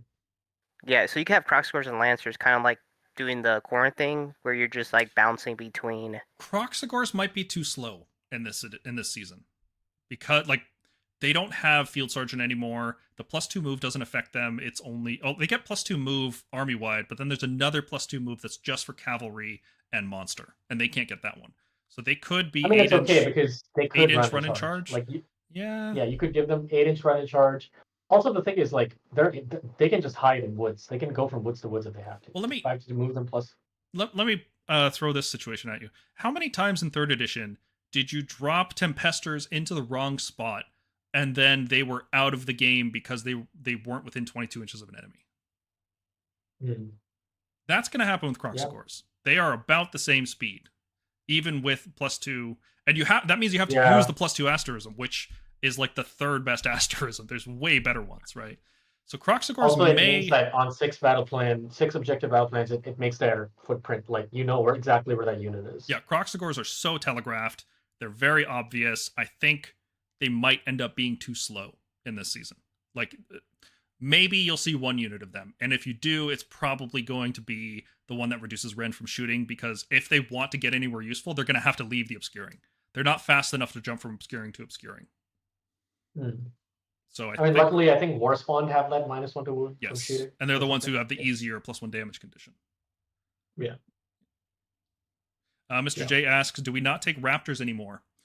So we do. We definitely do, because we need to shoot. Stormcast can't play with just melee. We're not tough enough. We don't have the action economy to do it. We have very limited strike first and strike last. Unreliable sources of it, like Lightning Echelon is a 3+, Storm Coven is a 7+. If we had multiple sources of strike first last, we could play more melee focused armies. But because we're not tough enough, we can't afford to take hits, so we don't really charge with multiple units except for specific lists. And that means we need shooting. What that means is we need shooting to help our melee. So long strikes, unfortunately, will be like the only shooting unit after the rotation in 2 days. 2 days for losing half our army. Feels like half the army anyway. We will just have the Night Judicator and the long strikes. And it's 22 War Scrolls out of 78. It's a lot, but it's not half. Well, the thing is, before we got the Iridan Stormstrike Palador rush in, it was about half, close to half. It was about half the good units, right? Like Dracolines and Castigators were so important. Felt like half. Yeah. But no, I think we're gonna move to a lot of. We could reasonably switch to Raptor MSU, or something like 3 Raptors, a Night Judicator, something like that. I really like the Night Judicator because he can go around activating these places of power. He doesn't need to start in reserve. He can just start on the table. He gets guard. He's a shooting unit that can't be shot back. Like, he's got guarded hero. He can get to 2/2 without all-out attack. He's got a lot going for him in the season. If he was just 10 or 20 points cheaper, we could actually bring quite a few Night Judicators to a list. Maybe at 140, we fit maybe one sometimes, but if he was a little bit cheaper, he'd be a lot better. So we'll see. We'll see what the points update is going to be. And the thing is, he can just stay near obscuring. He doesn't need to shoot, but if he moves out, he can shoot, and his weapon's good. Anything's within 12, he's on 2s and 2s automatically. So it doesn't need all of attack. Yeah. So we will still use long strikes. We probably won't use 600 points of long strikes. Maybe we'll use 2 units of 3, maybe 2 units of 3 plus Adjudicator. I think that's about the limit, because we just need a lot of melee in this season. Infantry that can teleport this season looks really good. Questers, drop them on an objective, make that objective obscuring, and then tell your opponent, okay, you have to dedicate a real hammer unit to kill my 200-point unit, and then on your following turn, you can go in with another unit of Questers and wipe them out, right? Questers are S tier? Is it too soon to call them S tier? I think it's too soon. Testing. Yeah. Yeah. They seem really good.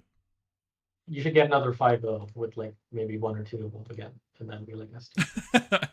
I'll run that three quest list. I'll do it. You go to Michigan GT. You have a free ticket to that. I do, yeah. I've been thinking about it. Trying to find a babysitter. That's the hard part. Yeah. I'll get on that now. Yeah. Okay. Let's close out the stream here. I gotta go feed the baby. So feel free to continue the conversation down in the comments. I'm gonna be checking them every single day, and continue checking out the Stormkeep Discord server. It's the best. Honestly, obviously we're biased, but I think it's the best place to discuss Age of Sigmar. I think it's the best community. Everybody is just really respectful, and nobody takes shots at each other. Somehow we've created a community where everybody is really chill and cool and trying to figure out stuff together at the same time, but they do it in a respectful way. It's really, really cool. Please click the like button if you can, if you're watching this. Yes, thank you. I would really appreciate it. Thank you. Click the like button. That thing I always forget. We need Jack back on here. Yeah. He was always good with that. Yeah. All right. That's it for us, guys. Thank you very much for watching, and I'm very much looking forward to making a whole lot of content about this new General's Handbook. So, Thanks. See you guys. See y'all.